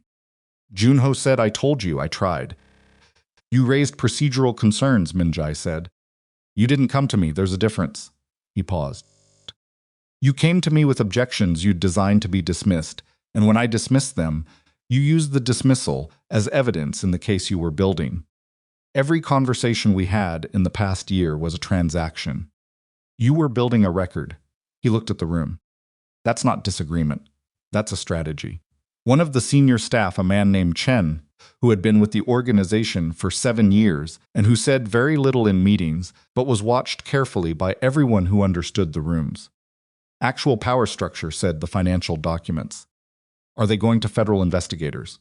The room waited. Zuri said yes. Every head turned to her. "They already are," she said. "I made the call 40 minutes ago. There's a federal financial crime investigator named Dwyer who has been building a parallel case around the Meridian transition for 8 months. The documentation I compiled is on its way to his office tonight. He is currently in the process of obtaining warrants." She looked at Chen. which means everyone in this room needs to make a decision not about who leads the organization, because that question is going to be overtaken by events very shortly, but about what position they want to be in when federal investigators arrive in this building. The silence that followed lasted approximately 4 seconds and felt considerably longer. Junho moved, not toward her, toward Min-jae. He covered the distance in 3 steps and had his hand in his jacket, and Min-jae was already turning, already reading the movement, and the 2 men of Junho's that had been standing at the room's perimeter moved simultaneously. A sound like greenwood corridor through the door from the corridor before Zuri had finished processing what was happening, and the room became the kind of room it had been threatening to become, since the door opened loud and close and dangerous, bodies moving in the compressed space between the table and the glass walls, the city glittering indifferently beyond. Zuri did not move from her chair. She was watching Min-jae. He had Junho's wrist, the hand that had gone into the jacket, and his grip was the kind that came from a man who had spent his adult life in situations where grip strength was a practical rather than an athletic consideration, and Junho's face had gone white at the edges, with pain he was not going to acknowledge. "Don't," Min-jae said, quietly, directly into Junho's face, close enough that it was almost not a word, just breath and intent. Junho's treatment had stopped. Park's presence and the 2 men with him had produced the specific geometry of a standoff, and the 11 senior operational staff had done what people with professional survival instincts do in standoffs. They'd moved toward the walls and become very still. Junho said, "You won't what? You won't let them take me." His voice was strained from the wrist. 20 years you've been running this organization, and you've never once handed someone over. Not to police, not to federals, not to anyone outside. You break the rule once and every single person who ever worked for you knows you'll break it again. He held Min-jae's gaze. You need me quiet, and I need something in return. That's how this works. Min-jae looked at him. At the face of a man he had trusted for 9 years, who had sat across the table from him in 200 meetings, who had attended funerals and negotiated territory and navigated 15 years of organizational complexity at Min-jae's side, and who had spent the past 14 months building the mechanism of his replacement. He said, "You really believe I can't let you go? I know you can't. You've been watching me for 9 years, Min-jae said, and you still don't know what I am." Junho said, "I know exactly." No, Min-jae released the wrist. He stepped back. He straightened his jacket. "You know what I was. You built your entire strategy on what I was." He looked at the room, at all of them, at 11 faces in the low light of a glass-walled conference room, the city beyond, and federal investigators somewhere in the building, or approaching it, or both. That's the thing about building a strategy around a person. It only works if the person stays the same. Junho stared at him. Min-jae turned to Park. "Get him secured," Junho said. Min-jae, "You're not going to federal custody tonight because federal investigators are going to come to this building, and you're going to be here when they arrive, and you're going to answer their questions." Min-jae did not look back at him. "That's not a courtesy. That's because I'm not going to let you disappear with $4.3 million and a contingency plan and spend the next 10 years making my life difficult from a position where I can't reach you." He was walking toward Zuri now. She watched him cross the room toward her, past the senior staff, past the table, splitting, and when he reached her, he stopped and looked at her for a moment, with the same expression she'd seen in the half-second when the door opened, the raw one, the one he didn't control, and then it was gone, replaced by something that was also genuine, but more composed. "You called Dyer," he said. "Yes, I told you to stay at the apartment." "You did." A pause. "I'm not going to argue with you about it." "Good." He looked at the laptop screen. At the 14 months of documentation she'd put together in 36 hours. "How long did this take you?" "Long enough." She closed the laptop. "Are you hurt?" He touched the jaw briefly. "No." "That's going to bruise." "It already has," he said. "I've had worse, I know." She looked at him. "Min-jae, Dwyer is going to want you tonight. Not tomorrow. Tonight. Everything I gave him is going to make the case against Junho, but it's also going to open questions about the organization that you're going to have to answer directly." "I know. Your attorneys need to be here. Park is already calling them. And you need to decide. She stopped, looked at the room. At 11 people who were standing along the walls watching Kang Min-jae have a quiet conversation with his executive secretary about his legal situation, as though the last 20 minutes hadn't just rewritten the map of everything. They thought they understood about who was in charge. You need to decide what you're going to tell Dwyer. Completely. No protected sections. I know, he said again. I need to hear you say it. He looked at her for a moment. Then he said completely. No protected sections. She nodded. From the corridor, new sounds movement, voices, the specific authority register of people who are announcing their presence because they have legal standing to be there and want that understood immediately. Dwyer, arriving in the window she'd given him, with warrants she'd enabled with a phone call from a service department on Michigan Avenue. The room felt it. Even Jun-ho, standing at the far end in Park's custody, felt it. She could see it in the way his posture changed. A slight collapse at the shoulder line. The specific deflation of a man who has just understood that the play he thought he was making has been overtaken. The door opened. Dwyer was a man in his late 40s with a gray suit that had been worn for too many consecutive hours, and the alert, slightly coiled energy of a person who had been waiting for this particular phone call for 8 months and was not going to waste it. He had 4 agents with him. He stopped inside the doorway, assessed the room in approximately 2 seconds, and his eyes settled on Min-jae. Mr. Kang, he said. Agent Dwyer, Min-jae said, I'm going to need to speak with you. And with his eyes moved to Jun-ho, and the assessment took less than 1 second. Mr. CO, you'll have both of us, Min-jae said. My attorneys are on their way. I'd like to wait for them before we begin. That's your right. Dwyer's gaze moved to Zuri. Miss Calloway, Agent Dwyer, the documentation you sent was comprehensive. I know, she said. I organized it for efficiency. The Shell Company Registry cross-references are in Appendix 3. The authorization code rotation is charted in Appendix 1 with the source timestamps. The aggregate calculation methodology is in the executive summary. She paused. I can walk your team through it if that's useful. Dwyer looked at her for a moment, with the expression of a man recalibrating an expectation. I appreciate that, he said. Yes. Min-jae looked at her. She looked at him. The room was full of federal agents and secured criminals and 11 people who had spent the past 20 minutes watching their world reorganize itself around a decision that had been made 4 days ago in a penthouse above a blizzard by a man who went into the snow for a woman he had loved in silence for 2 years. Min-jae said, quietly enough that only she heard it, You should have stayed at the apartment. You should have written a date on the contract, she said. He looked at her for a moment. Then, for the first time since she had known him, not the sound that wasn't quite a laugh, not the controlled professional expression, not the raw unguarded look, Kang Min-jae actually smiled. It changed his face completely. It lasted about 3 seconds before the professional surface reasserted itself, but she had seen it, and she filed it in the same place. She filed everything important in the part of her mind that was organized and sourced and would not be restructured without her direct authorization.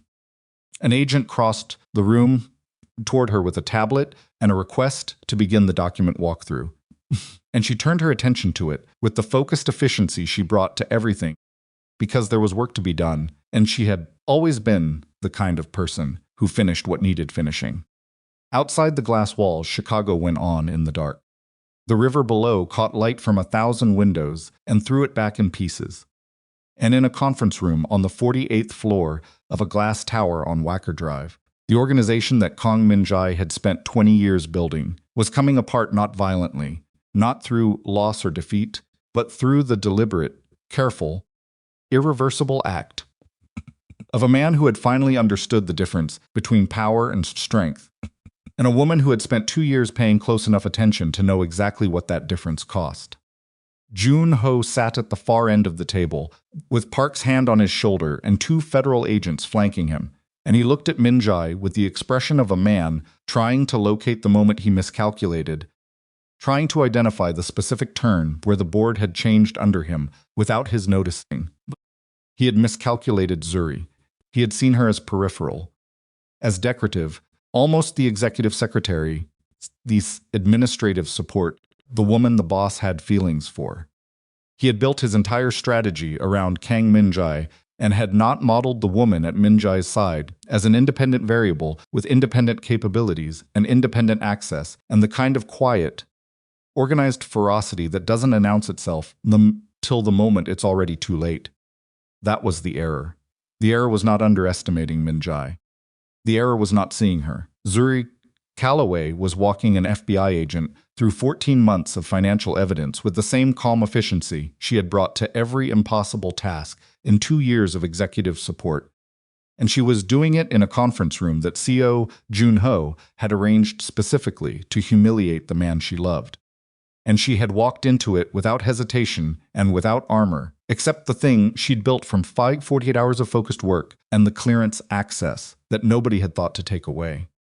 Jun-ho looked at the screen behind her, at his own financial architecture, organized and displayed with ruthless clarity.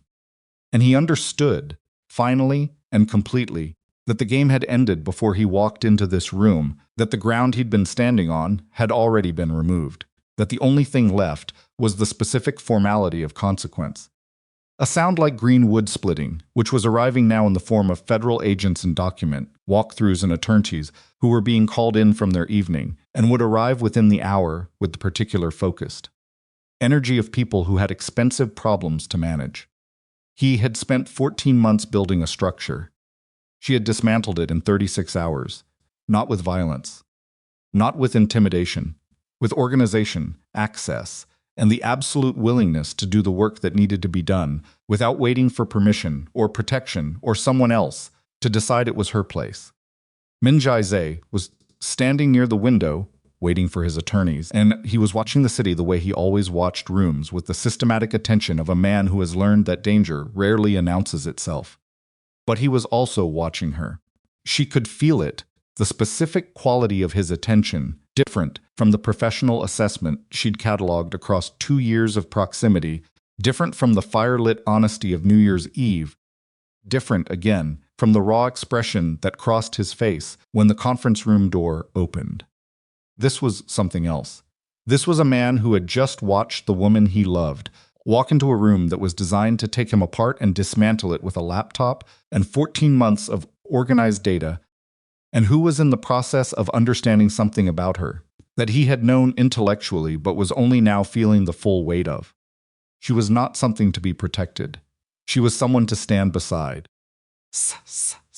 The federal agent beside her asked a question about the appendix cross-references, and she turned her full attention back to the screen and answered it with complete precision, because there was work to be done, and the room was full of people who needed to understand exactly what the documents showed, and she was the only person in the building who had built the complete picture from beginning to end. She was doing her job, just not the job anyone had expected her to be doing when this night began. And outside, in the corridor, she could hear the elevator arriving, multiple people, quick footsteps, the specific urgency of attorneys who have been called after hours and have come anyway because their client is Kang Min-jae, and Kang Min-jae's situations do not get managed remotely. The final accounting was beginning. A sound like green wood splitting, everything that had been built over 20 for itself, and the man who had built it was standing at the window of the 48th floor of a glass tower on Wacker Drive, waiting for that accounting, with the steady, undeflected posture of someone who has made his decision and intends to stand behind it, regardless of what it costs. He had lowered his hand. He had chosen not to be what he was. What came next would determine whether that choice was survivable. The attorneys arrived at 11:47. 3 of them, led by a woman named Reyes, who had been managing the legal architecture of the Han River Meridian Group's legitimate operations for 4 years, and who walked into the 48th floor conference room with the compressed, purposeful energy of someone who had been briefed in a car on the way over and had already formed the outline of a strategy before she cleared the elevator. She looked at the room, at the federal agents, at Jun-ho secured at the far end of the table, at Min-jae standing near the window, At Zuri, sitting beside a federal agent walking through financial documentation on a display screen. She said to Min-jae, "Don't say anything else tonight." Min-jae said, "I've said very little. Good. Keep that record." She set her bag on the table and turned to Dwyer. "Agent Dwyer, my client is prepared to cooperate fully with this investigation. We'd like to establish the terms and scope of that cooperation before any formal interview begins." Dwyer said, "We have warrants, which we respect entirely, and which don't preclude a preliminary conversation about the framework of cooperation that will make this investigation significantly more productive for your office." She held his gaze with the calm professional authority of someone who has had this specific conversation many times and knows exactly where all the edges are. "An hour tonight. To establish parameters." Dwyer looked at Min-jae. Min-jae said nothing. Dwyer said, "An hour." Zuri finished the document walkthrough at 12:30 in the morning and stepped back from the display screen and felt, for the first time since Park had knocked on her apartment door, the specific quality of exhaustion that arrives after sustained high stakes. Focus, not the tiredness of insufficient sleep, but the deeper depletion of a mind that has been operating at its ceiling for an extended period and has now been given permission to descend. She sat down. One of Dwyer's agents brought her a cup of coffee that was bad but hot, and she drank half of it without caring about either quality. Across the room, Min-jae and Reyes were in a corner conversation that had been going for 40 minutes. Reyes did most of the talking, which was unusual in Zuri's experience. Reyes talked, and Min-jae listened in the particular way of someone filing information rather than receiving instruction. Tonight it looked different. Tonight it looked like a man who had decided something and was being walked through the practical consequences of that decision by someone whose job was to minimize those consequences as much as the law allowed. Which was, Zuri understood exactly what was happening. He was going to cooperate. Fully, no protected sections. He had said it in the conference room, and she believed him, not because she was naive about who he had been, but because she had spent 2 years watching him keep the promises he made and break the ones he hadn't. The cost of this particular promise was going to be significant. She knew that. She had known it when she made the call to Dwyer.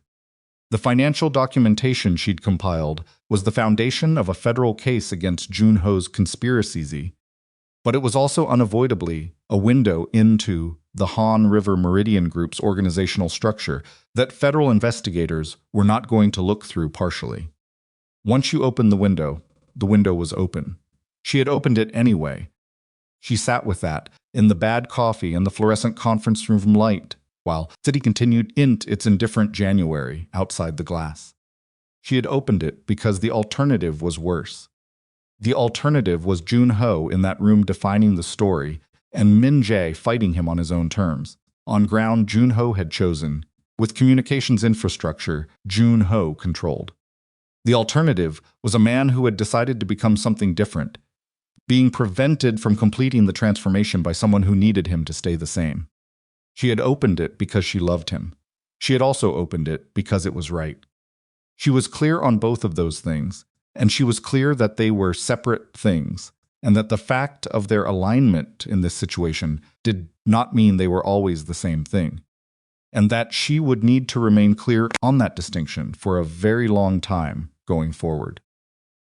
Looked up from the corner conversation. Across the room, through the noise and motion of federal agents and attorneys and the administrative machinery of consequence, his eyes found hers with the specific directness that she had learned was not accidental. He looked at things he was looking for, not things he happened to notice. He held her gaze for 2 seconds. She held it back. Then Ray said something, and he returned his attention to her, and Zuri finished the bad coffee and set the cup down and thought, whatever comes next, it starts from here. The formal cooperation agreement took 11 days to negotiate. Zuri was not in those negotiations. She had her own attorney, a woman named Park Ji-soo, no relation to Min-jae's Park, who specialized in whistleblower representation and who had been recommended by Dwyer's office as someone whose expertise would be useful, given Zuri's specific position, and Ji-soo's job was to make sure that the documentation Zuri had compiled was attributed correctly, that her cooperation with the investigation was on record, and that her own exposure, which existed, unavoidably, given 2 years of executive proximity to an organization that was now under federal scrutiny, was managed with the kind of careful precision that Zuri herself brought to everything. It was a strange experience having someone else manage the precision on her behalf. She stayed in the Michigan Avenue apartment for the first week. Min-jae's people maintained the lease, and she continued using the secure terminal for the legitimate Meridian transition documentation that still needed processing. Because the investigation had frozen certain assets and accounts, but not the legitimate business operations, and the legitimate business operations still had deadlines and filing requirements and contract obligations that did not care about the federal investigation happening 3 floors above their normal administrative infrastructure. She worked. She answered Jisoo's questions. She ate meals that she cooked herself in the apartment's small kitchen because the alternative was ordering delivery every night, and she had never been good at sustained helplessness, even in comfortable conditions. Min-jae called every evening on the secure line. The calls were short 15 minutes, sometimes 20, and covered logistics more than anything else. The cooperation framework, the asset situation, the legitimate businesses and their continued operation, the senior operational staff and which of them had chosen to cooperate with investigators and which had not, and what that meant for the reorganization timeline. He did not talk about himself in those calls, not directly. But she had learned to hear what was underneath the logistics, the same way she'd learned to hear what was underneath his silence. And what she heard was a man doing something that was genuinely difficult, not physically, not strategically, but in the deeper way of someone dismantling the architecture of his own identity, piece by piece, because he had decided the architecture was wrong. That was a specific kind of hard. She knew it from the inside. She had done her own version of it, smaller in scale, less consequential in the world's terms, but recognizable in the private way of experiences that share their essential structure even when they don't share their surface. On the 8th day, he asked, "Are you all right?" She said. "Are you?" Pause. "I don't know yet." That's an honest answer. "I'm trying to give more of those." She thought about the fire on New Year's Eve, about the tea tin with the red lid on the second shelf, about the specific sound of his voice saying, "I'll be back," like a promise that had nothing to do with tea. "Min-jae," she said. "Yes. What you're doing is going to cost you a lot. I know. I want to make sure you know that. I know that. That I'm not," she stopped, chose the words carefully. "I'm not standing on the other side of this, pretending it's easy. I know what it costs, and I'm here anyway." He was quiet for a moment. "I know," he said. "That's the only reason I can do it." She pressed her fingers against her temple and closed her eyes and thought, 2 years. 2 years of a feeling she couldn't name, sitting in a building full of things she'd chosen not to fully understand. Finishing work that didn't need finishing on a holiday, because the feeling had nowhere else to go. She had earned the right to be here. So had he. Cooperation agreement was signed on the 15th of January. Min-jae surrendered information that federal investigators had been trying to obtain for 6 years. Not everything. Reyes negotiated the scope, with the particular skill of someone who's absurd that cooperation and self-immolation were not the same thing, and that the difference between them was worth protecting. But enough. Enough to dismantle what needed to be dismantled. Enough to give Dwyer's office the foundation for a case that would move through the federal system and result, in the following 8 months, in 23 indictments and the effective dissolution of the criminal network that Kang Min-jae had spent two decades building. The cost was real and itemized. $41 million in assets, frozen initially and eventually forfeited in the settlement. 3 commercial properties that had served as operational infrastructure. Several financial instruments that had been the backbone of the non-legitimate revenue streams. The organizational structure itself, the chain of relationships and responsibilities and loyalties that had constituted the empire, dismantled not by external force but by the deliberate, documented, legally binding action of the man who had built it. What remained was the legitimate side, The restaurants and the hospitality group and the logistics subsidiaries and the commercial real estate that was wholly above board and had been generating real revenue through real operations for years. Smaller than what had existed, significantly smaller. But real, in the way that the other version had never been, not dependent on fear or coercion or the implied threat of consequences that existed outside any legal framework. Min-jae's attorneys structured the remaining businesses under an independent oversight framework that included federal monitors for a period of 3 years. It was one of the conditions of the agreement. He accepted it. Junho's case moved separately and faster. The financial evidence Zuri had compiled was the core of it. And it was, as Dweer's team confirmed at a later briefing, that Jisoo attended on Zuri's behalf among the most comprehensively organized evidentiary packages the office had received from a non-investigative source. The phrase non-investigative source made Jisoo smile, which she did not explain to Dwyer. Junho was indicted on 11 counts. His attorneys negotiated a plea on 7. He received a sentence that would keep him in federal custody for the better part of a decade, which was not the end of the world for a man of 37, but was close enough to it that the distinction barely mattered from where he was standing. He did not, at any point in the proceedings, look surprised. He looked like a man who had made a calculation that turned out to be wrong, and was now engaged in the patient, unpleasant work of living with the error. Zuri thought, the one time she saw him at a distance during a procedural hearing, that for reasons of formal record, she thought that the thing about Junho was not that he had been disloyal. Disloyalty was almost too simple. The thing about Junho was that he had been perfectly loyal to a version of Kang Min-jae that had stopped existing, and he had never updated his model, and the failure to update was the error that compounded everything else. He had spent 9 years watching Min-jae and had seen only what confirmed what he already believed. She had spent 2 years watching Min-jae and had seen what was actually there. The difference was not intelligence. Junho was intelligent. The difference was what you were looking for. The Han River Meridian Group's legitimate operations were restructured and relaunched under independent oversight in the first week of March.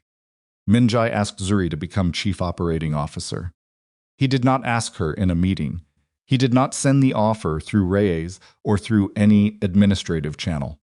He came to the Michigan Avenue apartment on a Tuesday evening in late February with the cooperation agreement 8 days behind him and the restructuring framework 90% complete, and he knocked on the door in the same rhythm Park used, which meant he had learned it from Park, or Park had learned it from him, and she had never been sure which direction that ran.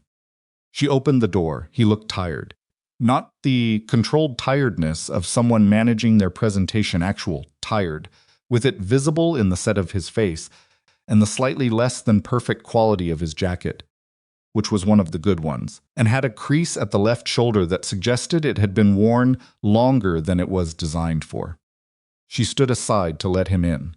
He came in and sat at the kitchen table without being asked, which meant he had been here enough times in the past weeks that the apartment had developed a specific gravity for him. She made tea the correct kind, from the tin she had taken from his building on the day she moved out of the administrative suite, and set it in front of him and sat across the table. He put both hands around the mug and looked at it for a moment. "I want to offer you a job," he said. "I know." He looked up. "You know, Reyes mentioned it to Jisoo. Jisoo mentioned it to me."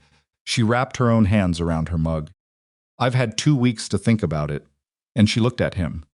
At the tired face and the honest eyes and the man who had spent 20 years building something and then taken it apart piece by piece because he had decided it was wrong, and who was sitting in her kitchen in a creased jacket at 8 in the evening on a Tuesday, asking her to help him build something else.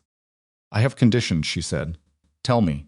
The CO position is a real position, not a title given to the boss's girlfriend to create the appearance of legitimacy. Real authority, real accountability, real compensation benchmarked to the market rate for the role. Not adjusted up because of who I am to you. Benchmarked. Yes, my decisions in that role are mine. You can disagree with them. You can bring counter-arguments, but you do not override them without a formal process. Yes." If I see something that concerns me financially, operationally, ethically, I say so. Directly, and it gets addressed directly, not managed or redirected or tabled. Yes, he said. Those are the same conditions I'd want from anyone in that role. I know, she said. I'm making sure they apply to me too. He looked at her for a moment. Is there more? One more thing. Tell me. She looked at the table, at the mugs, at the specific ordinary quality of two people sitting in a kitchen in the evening with tea going cold between them, which was, she thought, the thing she had wanted without knowing how to name it for longer than 2 years. Whatever we are to each other, she said, exists separately from what we are at work. We don't let one contaminate the other. In the building, we're COO and principal. Outside the building, we're whatever this is. She paused. Both of those things are real. Neither one is a cover story for the other. He was quiet for a moment. You've thought about this carefully, he said. I've had 2 weeks and not much else to do. I've thought about it too, he said. For longer. I know. He put his hand on the table, palm up, not reaching, just placing it, available. She looked at it for a moment. Then she put her hand in his. His fingers closed around hers with the same grip she'd felt in the conference room, on the 48th floor, the same fundamental quality of a man who, when he held something, held it with the full understanding of what he was holding and the full intention of not letting go carelessly. Yes, she said. The job. He exhaled slow, with a depth to it that suggested he'd been holding tension against this particular moment for longer than the conversation. Thank you. Don't thank me. Pay me correctly. Something moved at the corner of his mouth. The almost smile that preceded the real one, which she had now seen 3 times, and which she intended to see considerably more often. I will. And fix the filing system on the 47th floor. Been wrong for 8 months. I know, he said. I was waiting for you to come back. She looked at him. That's a little manipulative, she said. It is, he agreed. I'm working on it. The spring came late to Chicago that year, the way it always did, grudgingly, in increments. The cold releasing its grip on the city, the way a difficult man releases a long-held position, gradually and without announcement. The Han River Meridian Group, under independent oversight, was smaller than its predecessor, but not diminished. It had the specific quality of something that has been stripped to its essential weight and discovered that the essential weight was sufficient, was in fact more stable than everything that had been built around it. Zuri's first 3 months as COO were the hardest work of her professional life. Not because of the role itself, she had been doing the substance of the role informally for months. And the formal authority simply attached her name to decisions she'd already been making, but because rebuilding organizational trust in the wake of federal scrutiny required a specific kind of patient, sustained, visible competence that had no shortcuts and accepted no proxies. She was good at it. She was also imperfect at it in ways she didn't hide. She made 2 decisions. She made 2 decisions in the first quarter that didn't deliver what she'd projected, and she stood up in a staff meeting and said so directly, and explained what she'd misread and what she would do differently. And the effect on the room was something she hadn't fully anticipated, not damage to her credibility, but the opposite. People who had spent years in an organization where admitting error was dangerous responded to the honesty with a kind of careful, growing trust that was more durable than the compliance she'd have gotten from projecting infallibility. Min-jae watched this from his side of the organizational structure and said nothing in the staff meetings. He said things in private in the apartment kitchen or in the building's private executive suite that had been converted from operational space into an actual conference room where actual business happened. And what he said was generally useful and sometimes wrong and always honest, and she treated it accordingly. They fought. Not often, but when they did, it was real, not managed disagreement, but genuine collision between 2 people with strong views and the willingness to hold them. The first serious one was in April, over a logistics contract renewal that she wanted to restructure, and he wanted to extend as is. And it went 3 rounds, over 2 days, before she presented an analysis that closed the argument decisively in her favor. And he read it, and he looked at her, and he said, "You were right." "I know," she said. "I should have looked at the secondary carrier data earlier." You should have. But you also saw a compliance gap in the Harbin Avenue property filing last week that I missed, so we're roughly even. We're not keeping score, he said. I know. I'm just saying we're roughly even. He looked at her for a moment, with the expression she had catalogued as meaning she had gotten past the surface, and then he went back to the document in front of him and said, "The contract goes to restructuring." "Thank you," she said. "Don't thank me. You were right." "I know," she said, "but thank you anyway." The anniversary of New Year's Eve arrived in December with the specific quality of dates that carry weight. You feel them coming from a distance, the way weather changes in the air before it changes in the sky. Min-jae told her to dress for the penthouse. She wore something that was not the gray coat. She had retired the gray coat in January without ceremony, donating it to a winter clothing drive, with the pragmatic finality of someone removing from their life an object that had served its purpose and should not be memorialized excessively. The new coat was heavier, wool, the dark green of a northern forest, and it was correct for the weather, in a way that the gray one had never been. The penthouse was different. Not structurally, the bones were the same. The floor-to-ceiling windows and the view of the river and the city glowing in the winter dark. But empty. No politicians, no executives, no carefully selected guests, no champagne towers or bodies in expensive clothes moving through the room with the practiced ease of people who needed to be seen in certain places. Just the two of them, and snow beyond the windows, falling with the patient, unhurried quality of Chicago in December, which was not the blizzards of a year ago, but its gentler relative steady and quiet, and covering in something that looked, from this height, almost like stillness. He had the fireplace going. He had the tea the correct kind, the tin with the red lid already made. 2 mugs on the low table in front of the fire. She looked at the mugs and felt something that she didn't have a precise word for, not nostalgia, because nostalgia implied a distance from the thing that she didn't feel, and not happiness exactly. Because happiness was too simple a word for something that was also complicated and hard-won, and cost what it had cost. Gratitude, maybe. But that wasn't quite right either. She thought, this is what it feels like, when the thing you wanted without knowing how to name it turns out to be exactly what was there. They sat by the fire. They drank the tea. Outside, the snow fell. He said eventually, "I want to show you something." He produced a small velvet box from his jacket pocket. Dark blue, worn slightly at the corners, the wear of something that had been kept carefully for a long time.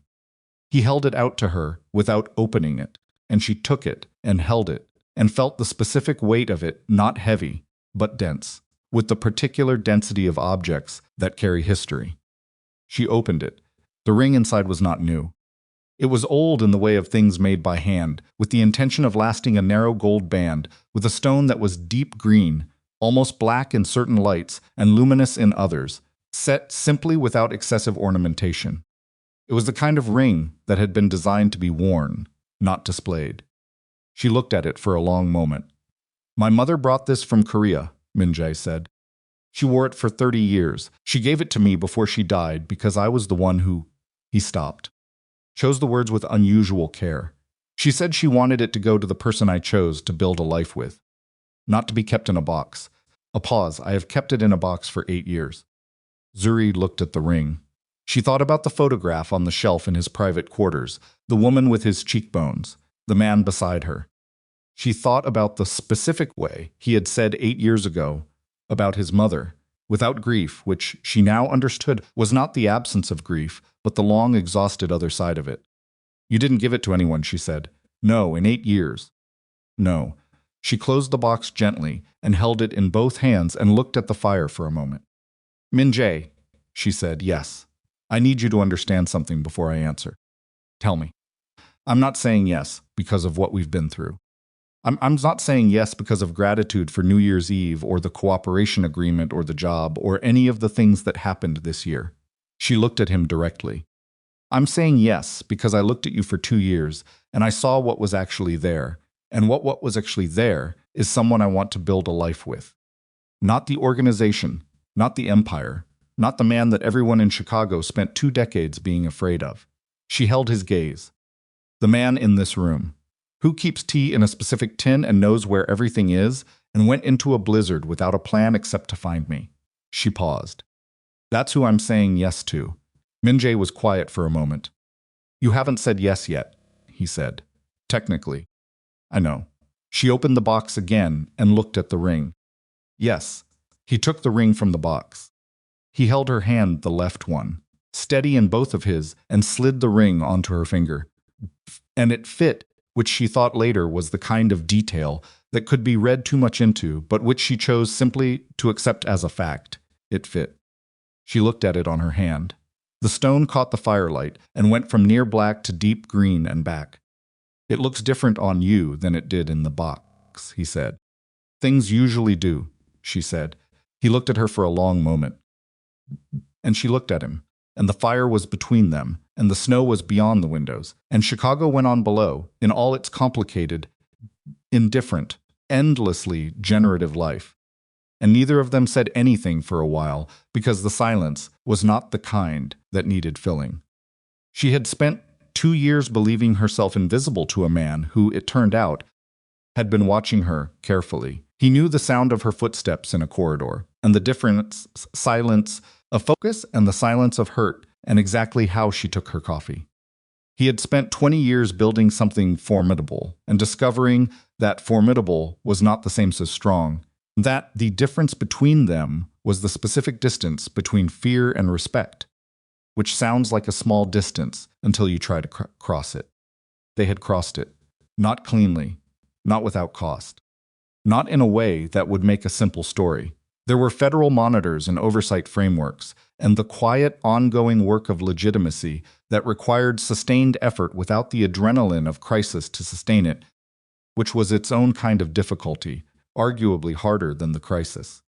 There were things Min-jae had done in 20 years that the cooperation agreement had addressed legally, but that existed separately from legal accounting in the way that the law and conscience occupy different territories and sometimes run parallel and sometimes do not. He knew this. Zuri knew this.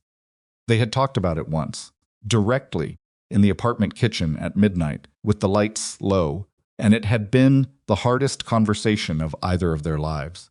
And they had not resolved it because it was not the kind of thing that resolves. It was the kind of thing you carry and account for with your choices going forward. He was making those choices. She was watching him make them, which was the specific nature of trusting someone, not the absence of doubt, but the presence of evidence that overrides it, accumulated over time through the ordinary daily material of a life shared. 1 year after she had finished contracts that didn't need finishing and walked into a blizzard in a coat too thin for the weather and ended up in a doorway running out of options, while a man who claimed he wasn't afraid of anything panicked 6 blocks away and ran into the snow. 1 year after all of that, Zuri Calloway sat beside a fire in a penthouse above Chicago with a ring on her finger that had been kept in a box for 8 years and finally had somewhere to go. She picked up her tea. It had gone slightly cold, the way it always did when conversations went long. She drank it anyway. You're going to have to fix the secondary carrier data process, she said. He looked at her. For the logistics restructuring. The gap I identified in April, we closed it for the Harbin contract, but the underlying process still has the same vulnerability. If we're expanding into the Milwaukee corridor next quarter, we need to address it systematically before it becomes a problem in a new market. He was quiet for a moment. It's New Year's Eve, he said. I know, we just got engaged. I know, she looked at him. I'm not stopping being who I am because we got engaged. That's also in the conditions. Something moved across his face, the almost smile, and then the real one, which she had now seen enough times to know it was coming, but which still changed his face in a way that she found she had not become accustomed to, and possibly never would. I'll have the process review on your desk in January, he said. Thank you. You're welcome. He picked up his own tea. Happy New Year, Zuri. She looked at the snow beyond the windows. At the city below, catching light and throwing it back in a specific way of Chicago in winter, which was not gentle, but was real, which was, she had come to understand the highest compliment you could pay a city or a person. Happy New Year, she said. Outside, the first fireworks of midnight went up over the river late. As always, unhurried, the city on its own schedule, and the light came through the windows in colors that lasted less than a second each and left afterimages on the dark. They watched. Neither of them moved toward midnight or away from it. They simply sat with it, the way you sit with things that are genuinely good, not grabbing at them, not performing gratitude, just being present inside the thing while it lasts, which is the only way anything lasts. The snow kept falling. The city kept going. And the woman who had once believed that love required making yourself small enough to be kept, and the man who had once believed that strength required making everyone afraid, sat together in the warm and quiet above it all, and were imperfectly, honestly, at considerable cost, with full knowledge of what it had taken to get here exactly where they were supposed to be.